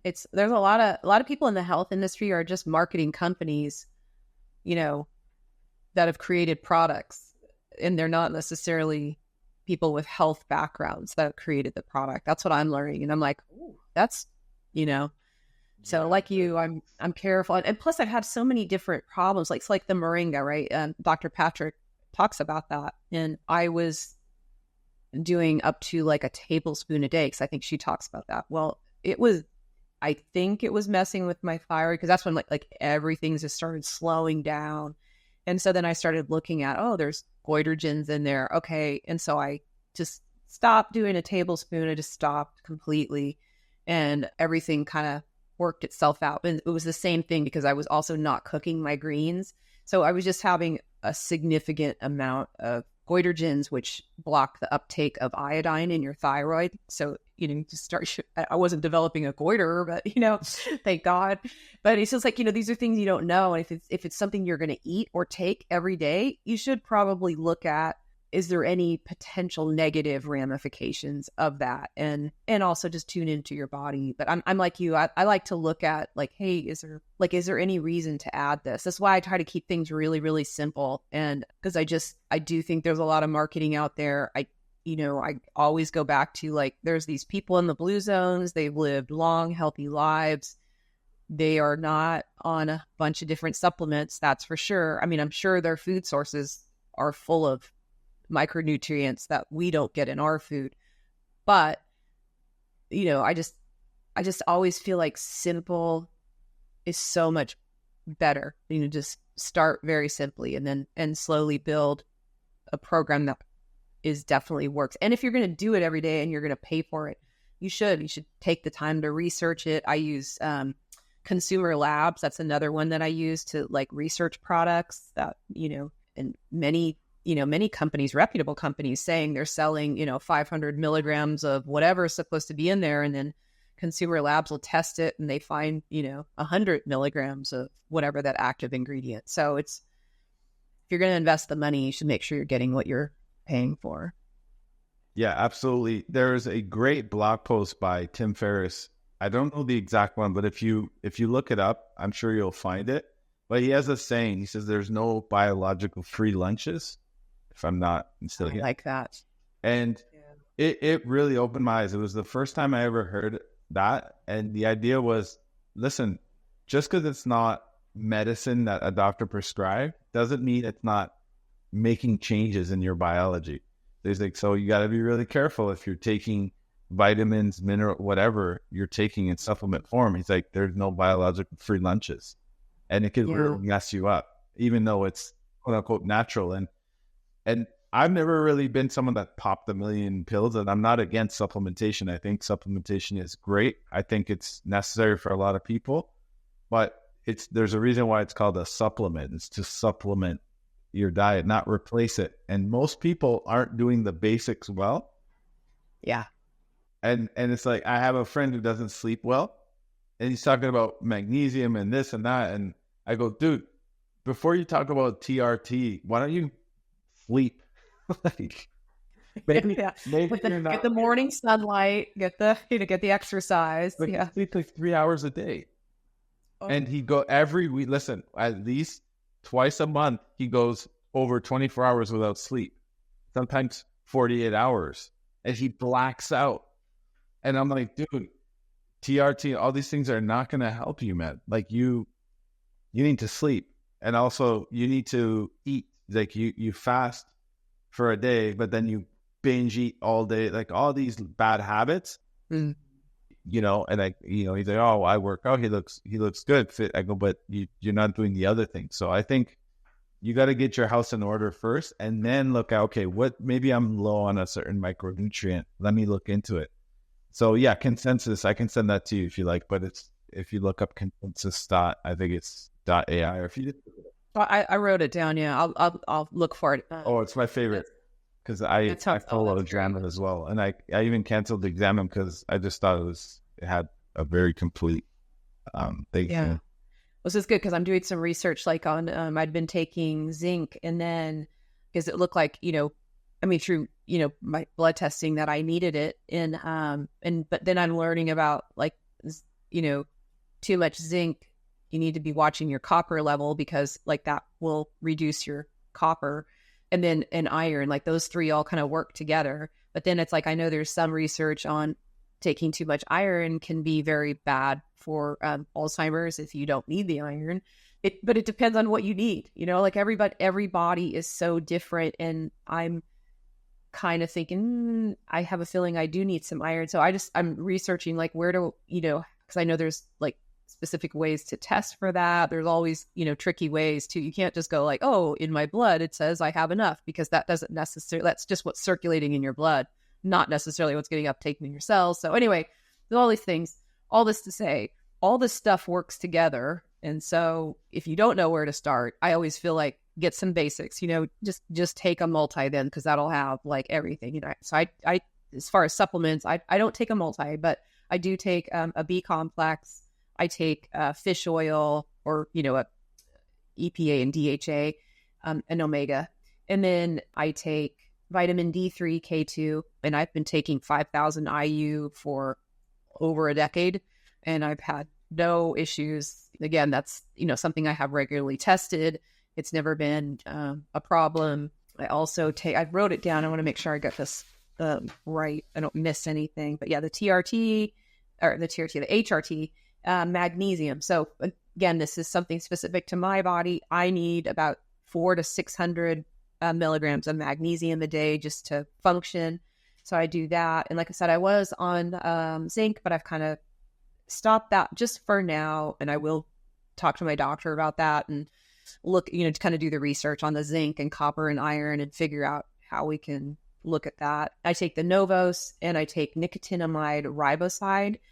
During the Rejuvenation Olympics, or the study that I did with Novos, I was taking NMN.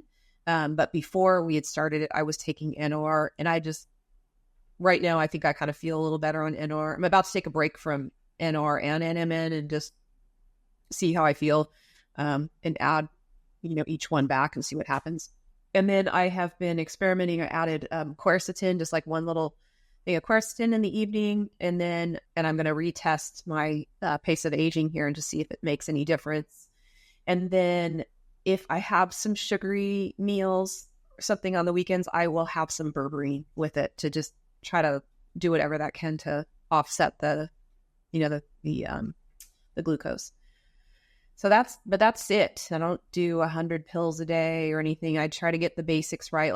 So I am a big, I learned that from Huberman, right? Like the morning sunlight. So I'm kind of lazy in that it's just on the way to the gym. I have got the window to my car open. And that's my morning sunlight, or I'm walking in the morning.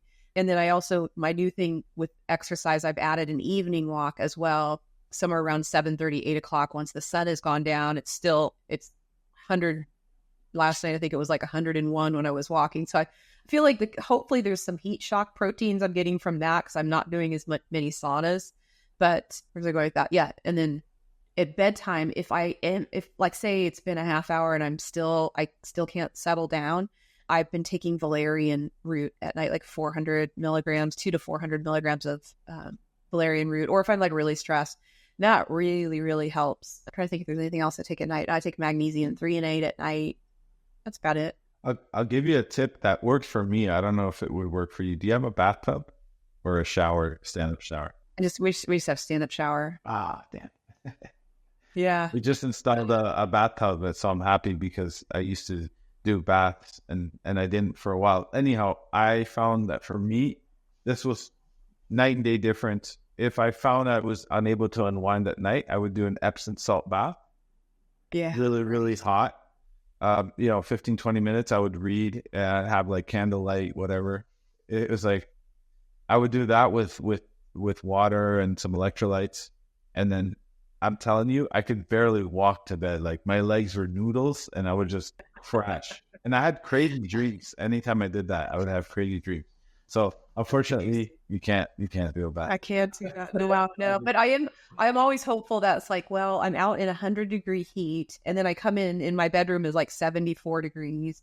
And again, it's like I can't keep my house at 68. It would cost me a fortune, it's just too expensive. But the AC is kind of blowing on you, so it feels pretty cold. I've got fans going, and so I'm kind of like hopeful that like that cool down, that difference is like. And most of the time it does. I just think it's more a function of like, and I do have like some blue blocking glasses. You asked me if I read. I am a huge reader, but I'm a huge listener to books. I think I have a dyslexia that we just never really caught. And to sit and read, it's like the words are all over the page, and it's just very, very, it's more stress inducing than it is calming. So I don't really read too much. I am very guilty of looking at my phone before bed. So that's probably not good. I do need to stop that. And every once in a while I'll watch a TV show, but I don't watch a lot of TV. I like every once in a while I'll watch something, like maybe I'll get into something during the week or on the weekend. And then it's like, maybe Monday or Tuesday night. But it's usually pretty easy for me to just turn everything off and I lay down and I go right to sleep. But just occasionally I might be stressed out about something with my son, or I'm stressed out about, I don't know. I'm one of those people that just like the mind goes and ruminates. And again, you add that the sun is going down later. So it just takes a little while for my body to relax. But I eventually do. And most nights I sleep, I'd say pretty well. If I've gone through periods of insomnia. I've gone through like your friend, like I was even on vacation in like Italy, and I was not sleeping for like 5 days. I couldn't sleep. It was awful. That was probably in my like, I'm trying to think 30s, like early 30s. I would just have these random bouts of insomnia, and it was just awful. It was awful. But, yeah, anyway, my mom struggles with it. Yeah. My mom struggles with insomnia. I think it has a lot to do with anxiety and the way she organizes her thoughts in her mind. Like she ruminates on things. And I think a lot of that for her is in her mind. She doesn't, and I know she's gone through a lot with the loss of my father and everything. Have you heard of Dr. Christine Bishara? No. Okay, so I follow her on Instagram. So if you go to mine, just put Christine, you'll find her. But I have an episode with her tomorrow actually, and she specializes in the gut microbiome, and she wrote the first paper. They published the first paper during COVID on the link between a specific a specific probiotic and COVID comorbidity, or so it was COVID mortality, I should say, or something. There's a big link between the gut microbiome and COVID outcomes, basically.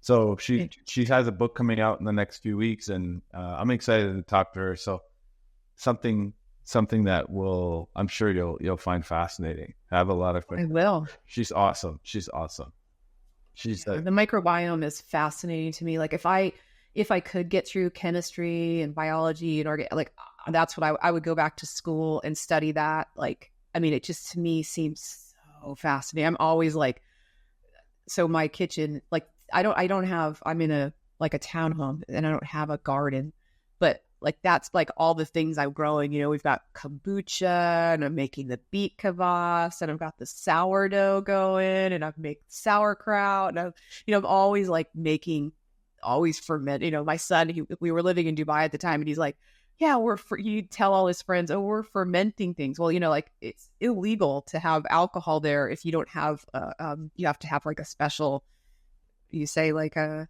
special permit. Well, I didn't have that permit, you know, it wasn't illegal for me to like buy it when I came from the airport or something like that. But for like, you know, to make it sound like, oh, we're fermenting things. It's like, we're not. It made it sound like we were like creating our own alcohol. I'm like, dude, we're gonna get in trouble. Be quiet. I was just making like kombucha, you know. Anyway, well, it's so funny. But yeah, that's the way I see it, is like, this is my garden, you know, and it's like the same thing. I think my microbiome is kind of like, I just always want to protect it, and I would love to know more about how that works. Even in our little chat we had, I was like, okay, we got to say this for the call, because she told me some things I was like, whoa, like.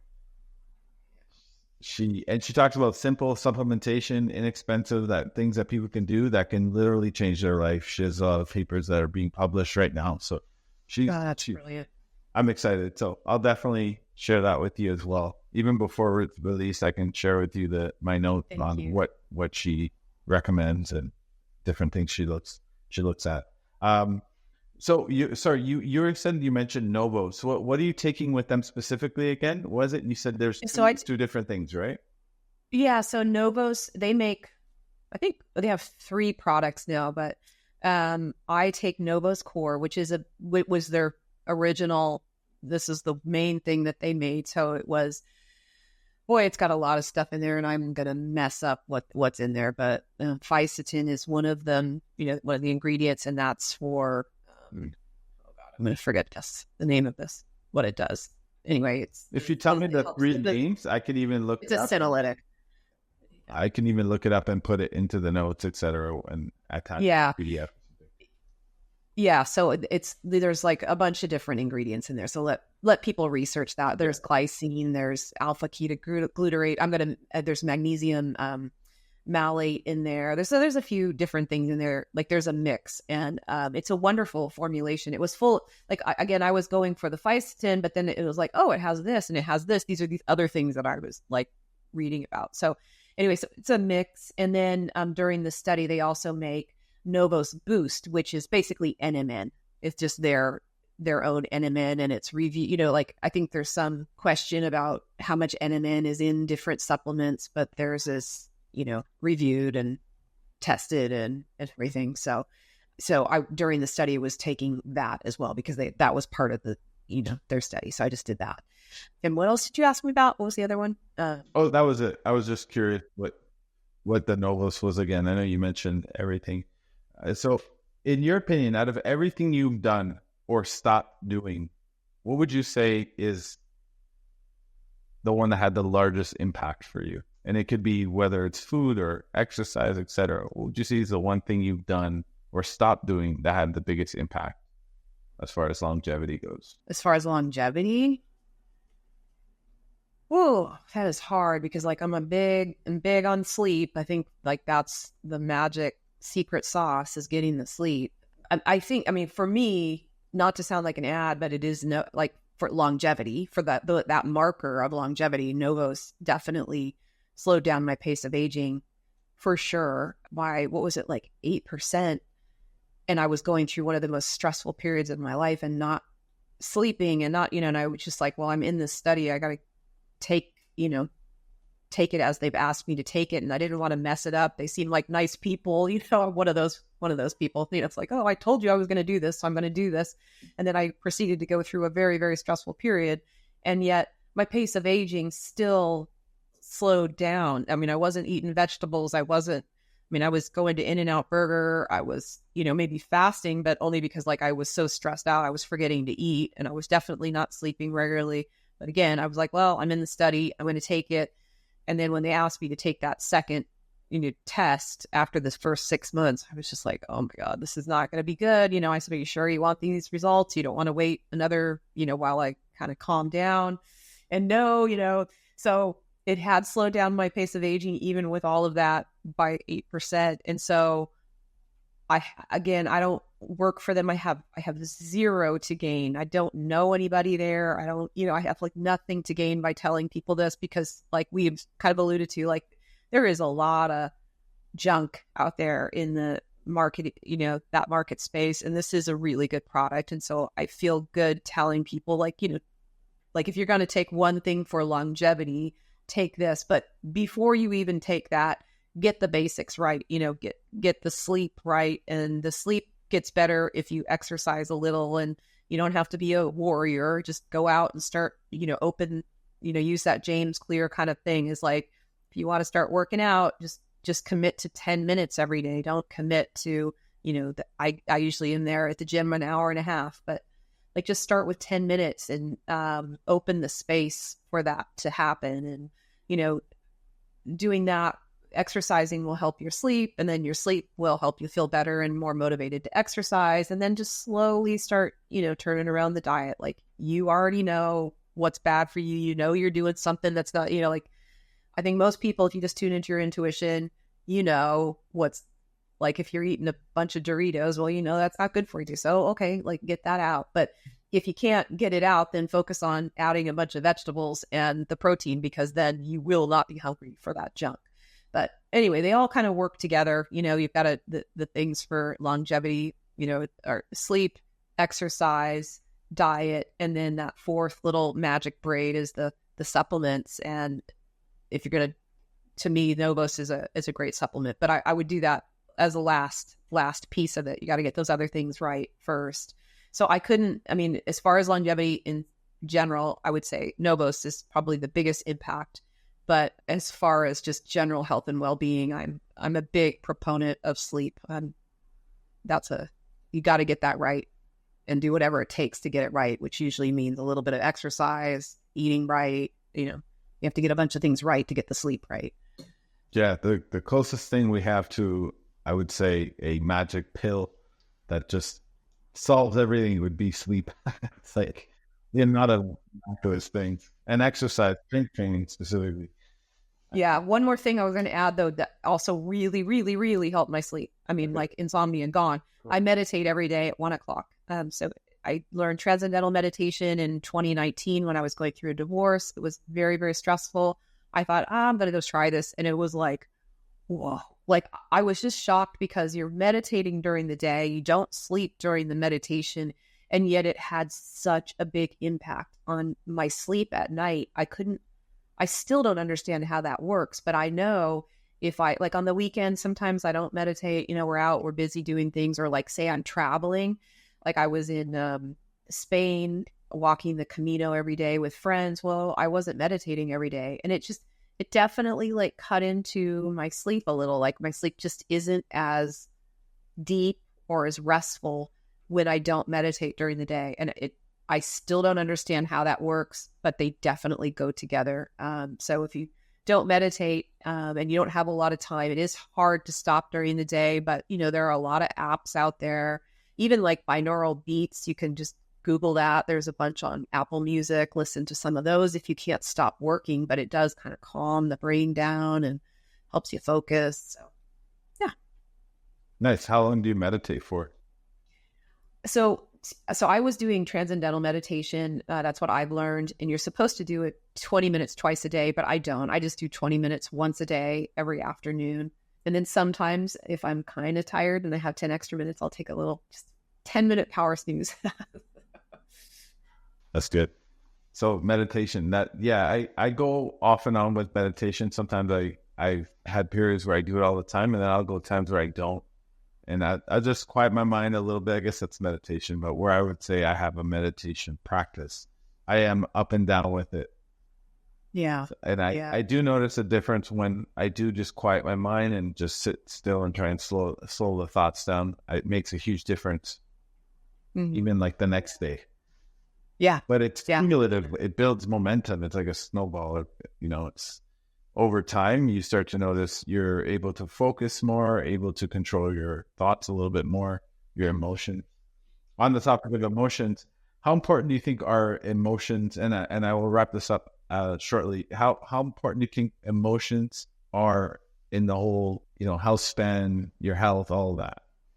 How important is it? Well, I mean, as they contribute to stress, I mean, I think I think we've all experienced, like, I'd imagine most of your listeners, when you fall in love for the first time and just like really in love, and like how just that makes your whole body feel wonderful, like you're floating on air or whatever. And then you've probably experienced very stressful times. I mean, we all, right, maybe we've lost relatives or whatever, things that are so stressful. So to that extent, I think they have a huge impact on our body. And I'm sure, there's researchers out there that have figured out, this cortisol, and dopamine, and serotonin, and all of that, and like that whole symphony gets off. Either starts working better in the case of like falling in love, and maybe not so great when you're going through a loss or something like that. So I definitely think they have an impact. I mean, I know, after my brother died, and I love my brother. We were, I'm not going to say that we were like besties. We were close. I mean, all of us in the family, we were very close.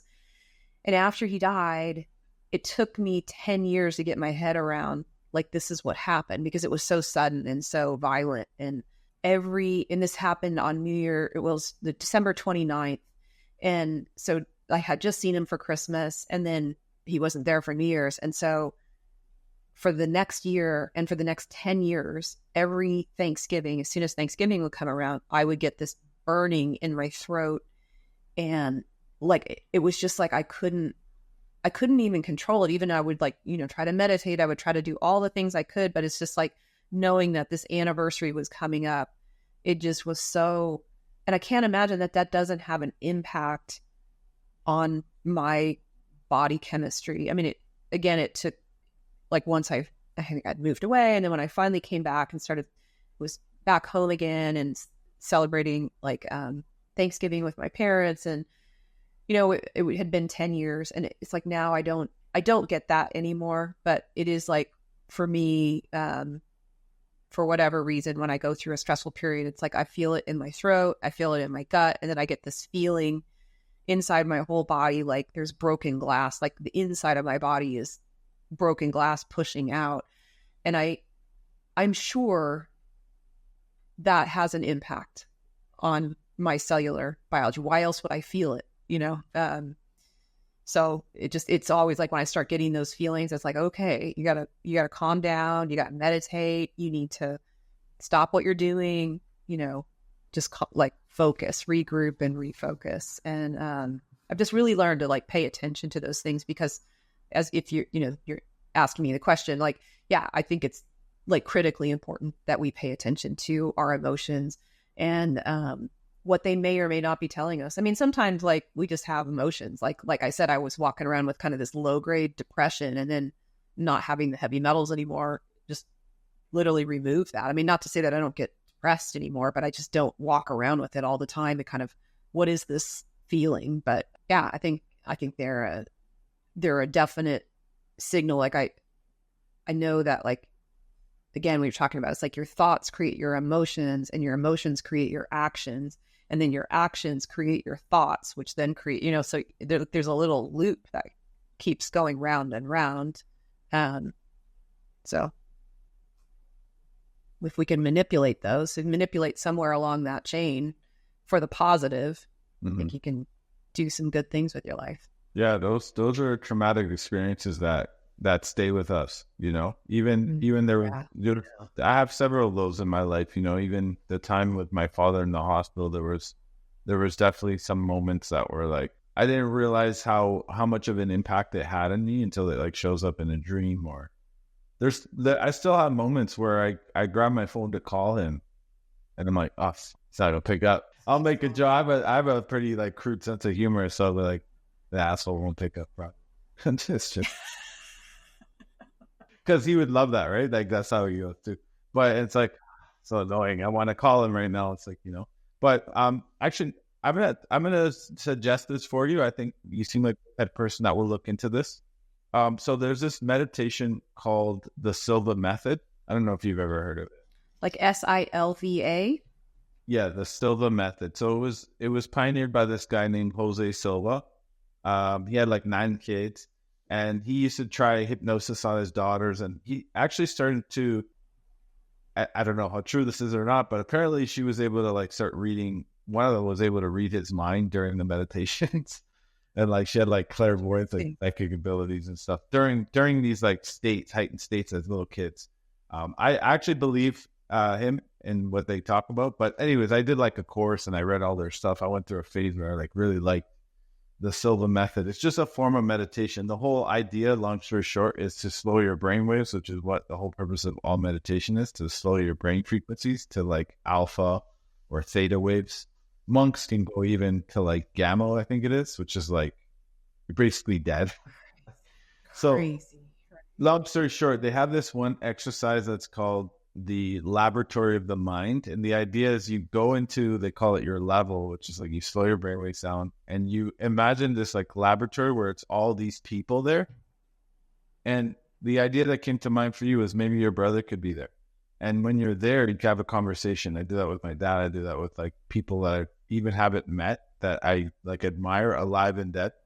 Oh, yeah. And I find that it's very helpful. Like there's times where I just need help with work, with creativity. It's not always like a stressful thing. It's just like maybe I'm working on a project and I'm like, how can I put this together? And I'll go there and then I will go to sleep. And it's a lot of the times I'll get something really inspirational that comes to me. And I'm like, I don't know where that came from, but That's interesting. Oh, I'll have to try that for sure. I mean, I do know like after my brother died, I remember like I would get up my son was young. He was maybe 3, and I raised him myself. And it's just like, I'd have to get up so early just to have a little bit of time. I just needed a little bit of time to myself. So I would get up at like 3:30, 4 in the morning, and I would be sitting and drinking tea. And I'd get this feeling of like, oh, this is your life. Like my brother was just sitting right there with me. And that went on for like, I don't know,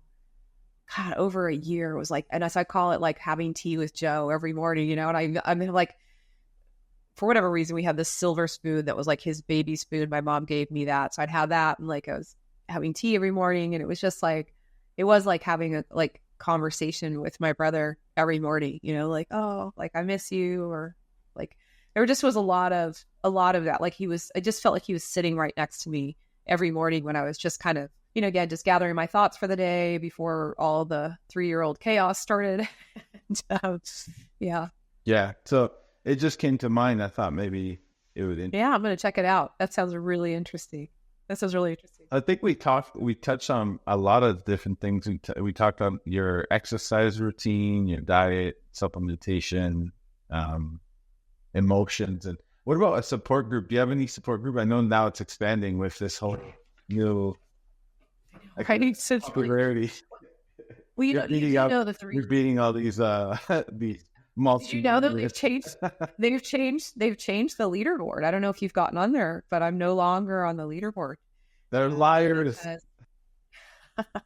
They've changed the rules. I don't know. I don't really want to get into that. I don't know. It's their game. They can do what they want with it. I don't really. I mean, it's lovely. You know, it's been lovely to like get noticed and talk about health and to meet people like you, and you know, like Dave Pasco and I are talking now. It's been really nice to, like, before this, I had nobody to talk to about all the geeky health stuff I do. And to be like, hey, did you know, like, nobody would have told me about the Silva method or anything like that. I didn't know anybody that was into that. And my friends and my family certainly got sick of me saying, hey, do you know, or I'm trying this. And they just feel like, stop, you're crazy, or, you know. So it's been really, really nice to have people that have that same level of interest in health and longevity to bounce all these things off of. I've absolutely loved meeting everybody. And I hope, you know, there are new people on the leaderboard, or maybe they're not confirmed, verified members yet, but like there are some really interesting, you know, like low paces of aging we don't know what their chronological, they don't list the chronological age anymore. So that is, I don't know what that is, but I do hope we can learn. Like there's a woman on there and her pace of aging is 60%. Well, again, it doesn't say what her chronological age is. Cause like, I don't know if your listeners know, but it's like to slow down your pace of aging at age 12. Well, that's pretty easy versus as you're 70, it's like it gets harder and harder to slow down your pace of aging. So it is, to me, it's relevant to know what somebody's chronological age. But anyway, I'm hoping that we're going to learn some more stories and more about these people and what they're doing. And we can all kind of start looking at, what are the commonalities? Like, I mean, the one thing between Bryan and I that is pretty common, like I think he's following a vegan diet, but clearly he must be eating, a ton of vegetables. Like I'm eating a lot of vegetables. I don't know exactly what Dave Pasco's eating regime is, but I'd imagine he does that. So. Sorry. Saying... Yeah, sorry. I was saying he eats a lot of supplements. Yeah. They do. He does a lot of supplements. That's way more than the thing with Bryan Johnson is it's interesting, and I admire what he's doing for the sake of documentation and whatever the reasons behind it. I've seen a lot of interviews. I'll give him the benefit of the doubt. I guess it's for a good cause. I'm not sure what his end game is or the true intentions behind it. But I think people can take a lot from it. The only problem I have with these guys that are like ultra rich and all, it's like, it's not feasible for the average person. Like no one's retired in their 30s or 40s and have access to like this team that works around the clock. Yeah. It's not accessible. That's for sure. No. But he is showing us what's possible. I mean, it's kind of a Goggins moment, it's like you got David Goggins out there doing all this and showing us like you have energy and stamina long past what you think you have. And so, for Bryan to be out there showing us like, no, we could actually really reverse our aging and here's what's possible. Now, do you have to be a billionaire to do it? I don't know. I mean, I hope that like my scores being as low as they are, like show people. I mean, I think everybody can do what I do. I mean, again, you got to apply the 80-20 rule, and I'm sure that genetics plays a little bit of, a role in this. Okay, maybe they do, but still I've slowed down my pace of aging over the course of a year by 11%. Like that's huge, to do that. That's a lot of extra life in your years, if nothing else, a better health span. So yeah, we've got to make this accessible. And I'm big on health is a fundamental human right for everybody should have the ability to be healthy. And so, when we sort of obscure all the data and what's healthy and what's not healthy as far as eating and this medication and that medication or this supplement and that supplement, and it's also mercury, I think it makes it that much harder for the average human to be healthy because they don't know. So they're like, well, I might as well do what I want because this study says this and this study says that. Right. And, we've got to come out, we've got to create a way to say, no, like, this is the consensus and you've got to eat well and you've got to do this. And I thank God for functional medicine doctors because I think they're, leading the way in that, was it Peter Attia calls it medicine 2.0 or 3.0 or whatever, whatever he's talking about. It's like, yeah, like this is the way forward. And we're never going to get a neat, clean study on what to eat. You kind of have to listen to your gut about that one, pun intended. But. Yeah, absolutely. And adding life to your years, I love that. The idea of like, maybe you're going to live till, let's say 100 is the year, but do you want the last 10 to be horrible? Or what if you could make those last 10 amazing? So example, my mom got it back into like, she does Zumba and she does weightlifting. Now she started to lift heavier. So my mom increased the resistance, get stronger. Good. She's lost like 20 something pounds. Oh my God. That's great. She's got more energy. She's stronger. She's like 20, 30 pounds less, and she had a knee injury. She recovered so fast from it that even the doctor was like, "This is incredible." She fell again, just slipped. We had black ice or whatever, and she recovered miraculously. She started to do this like walking backwards on a slant. I got from And it it made such an impact to her. And she's doing like arts and crafts and reading and writing. And so I can already see she looks and feels and performs better now than she did 10 years ago. Isn't it crazy? So I know she slowed her rate of aging, but at least even if she didn't, at least the quality is better. Yeah. Because she's dancing, she's dancing with us. She's like playing around. She's, lifting weights. She's like, I want to learn how to deadlift. Oh, Bob. Yeah, she's refusing to like, oh, I'm old and I can't do this. Now she's like, no, why can't I do it? I want to. Yeah. Yeah. I've heard that refrain from my mom, like, oh no, I'm just getting old. I'm just getting old. Like I can remember her saying that as early as her like 40s, it's like, oh, I'm just old and I'm tired. And it's like, no, yeah, I will not accept that. I will not accept that. Like, I just won't. And, and I realize that there will be a time in my life, that maybe, but I plan on climbing trees and doing stupid stuff well into, at least 100. So, I mean, I want to travel. I want to go. I want to, like, I'm hoping I will be blessed with grandchildren. I'm hoping that I can be there for my son and, whatever children he may have. Inshallah, I will have that. But if not, I still will be there for him. I want to travel and see the world, and I want to have like a whole new career, based on all this health stuff. I'm very interested in kind of seeing where this takes me. And I just love that I have the energy that I'm 50, almost 56, and I have energy from the moment I wake up to the moment I go to bed. Yeah. I absolutely love that. So I love that. That's awesome. I think if I were you, I'd be very proud because you're up against these, multi-millionaires with, they have a whole team surrounding. Yeah. Now, Dave Pasco doesn't have a team either. He's DIYing it, but he is doing a lot of the stuff. Like he's doing. Yeah. I guess I'm referring to more Bryan. Yeah. I'm surprised he is, and him and his team haven't reached out to, people who are on the top leaderboard to figure out, extract the knowledge or routine to see, hey, how can we adjust?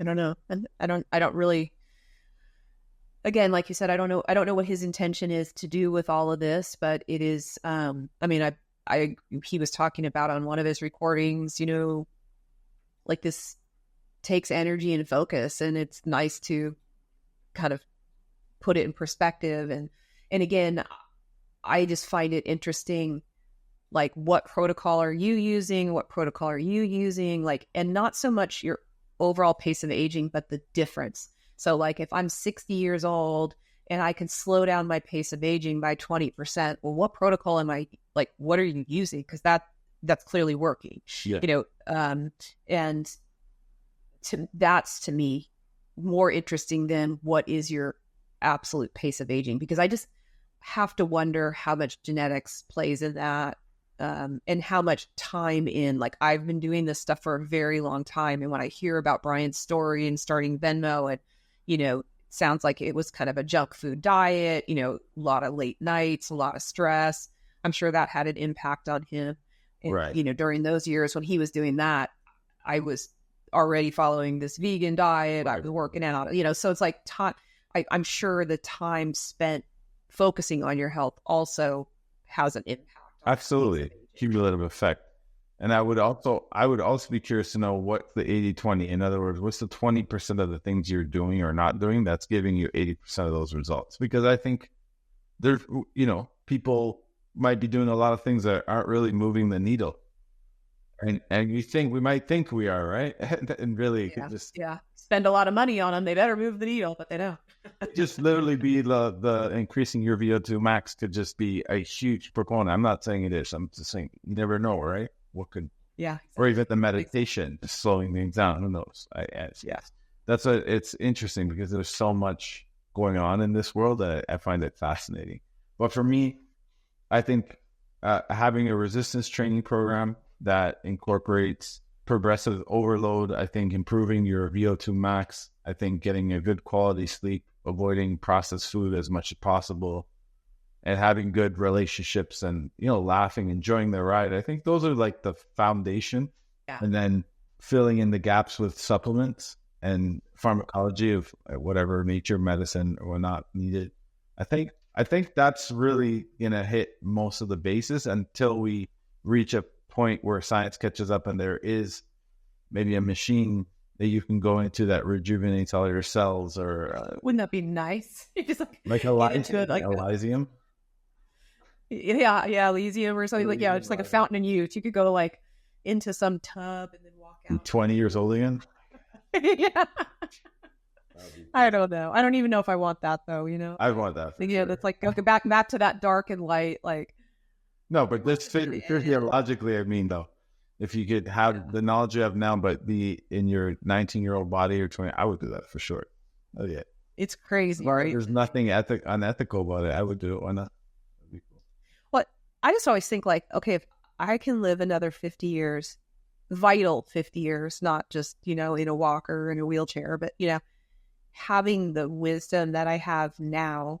I mean, because think about it, like the first 50 years, I mean, let's face it, like those teen years, you're not wise. I mean, you're gaining wisdom, you know, but there's no real wisdom. And it doesn't start hitting until 30s and 40s, you know, and then it's like, now I'm really gaining more and more wisdom. And I just think like, wow, to like go another 50 years and to have the vitality to share that with other people. I just think that's so cool. If we could have, you know, a whole society doing that, like how much would that benefit mankind? Wisdom is so untapped in our culture. And I think that if we have these centenarians that are vital, I think we'll start valuing it a little bit more. Yeah, I agree. Our kids are watching, you know. So to close off, I want to ask you a question. What advice would you give to listeners? You know, there's people who are already on this path, but there's also people who are skeptical or saying, you know, it's just genetics or whatever. What do you have to say for all those people that maybe they think they're too old to get started, or I don't need to worry about that till I'm older? Yeah. I would say, first of all, our body was built to move. We were built to move. So you got to move and you got to start somewhere. And just, again, I just go back to just start with 10 minutes, you know. And if you believe that you just don't need it at all, I am so sorry, but I just don't think we were built to sit in a chair and in a car and on a couch all day, every day. I think that that's going to come back to haunt you. I do think we were, you know, we are animals at the end of the day, and we were developed by walking over, you know, I imagine we walked all day long and foraged for food and then the occasional hunt and whatever. So I think our bodies are built to move and to somewhat forage all day. And I think we were built, our cells are work in tandem with plants mostly, you know, and meat. Obviously, I'm not a vegan. I do think we need protein, and I do think we need animal protein, but I do think that we developed in tandem with plants and the animals around us and the walking and all of those things. It's like, there's just so much science that points in that direction. And I think if you really tune into your intuition, you'll come to that conclusion as well. And then it comes to, okay, well, now where do I start? And I would say, first of all, you just need to start. And maybe if you're not doing anything, it's standing up from your couch while you're watching TV and doing some high knees, you know, just doing some marching in place. Maybe it's just doing some air squats or some sit-ups and whatever it is. Maybe it's like, just make it so easy for yourself. Like it's 5 sit-ups and 5 push-ups and 5 air squats. And that's what you're going to do the first night. And you're going to do that for like 2 weeks. And then you're going to double that. You know, just make it so simple. Don't go out and try to be the warrior. You want to just open the space for your health in some manner that's realistic and achievable to you, that it's so easy and realistic and achievable. And then as you open that space, I think James Clear talks about this, but you know, then you've developed a habit. Now you've become a person who is working on becoming healthier. And you know, then you add the next thing and then the next thing and the next thing. But I think movement's a great thing to add first because it does help the sleep. And then kind of looking at your diet. And again, if it's hard for you to fathom taking out any junk food, then just try to add in a lot of vegetables. And I do believe in organic, but I won't get into talked about that, but I do believe that my son has glyphosate poisoning and it does impact his gut. So I do think organic is important, but if you can't afford it, just do the best you can to wash your vegetables and get that fiber and such. But those are two things I think I would start with is, the movement, and then start adding some vegetables, and then look at your protein, make sure. But it's always sounds like this whole industry sounds like a lot of information, and it can be very confusing, but just the basics are, movement, sleep, eat good food, and I think meditation, and then a few supplements, but get those 3 things right first, add the meditation and then the supplements. But you got to start somewhere on that chain. And I think just 10 minutes of movement a day is a great way to do it. And then, add 5 minutes the next month, so that's 15 minutes the next month, and 20 minutes. And if it's starting to feel like too much, then just stay with that 20 minutes until that becomes a habit. And then you'll start looking forward to it. I love it. Thank you. Thank you, Julie. I really appreciate you and what you're doing. And thank you for taking the time to talk. I hope we can do it. Thank you. Thank you for having me. It's been an absolute pleasure to talk with you. Sorry I kept you for so long. It's okay. No worries. It's working out great. My son's walking home, so this is great. You getting exercise. Thank you, Julie. Thank you. Thank you for tuning in. If you enjoyed today's episode, please take a moment to like, subscribe, and leave a comment. If possible, leave a review. Your support really helps the podcast grow, and I'm grateful to each and every one of you. Remember to sign up for my free 5 health hacks newsletter at youthfulagingsecrets.com/subscribe. I wish you good health, and I'll see you in the next episode.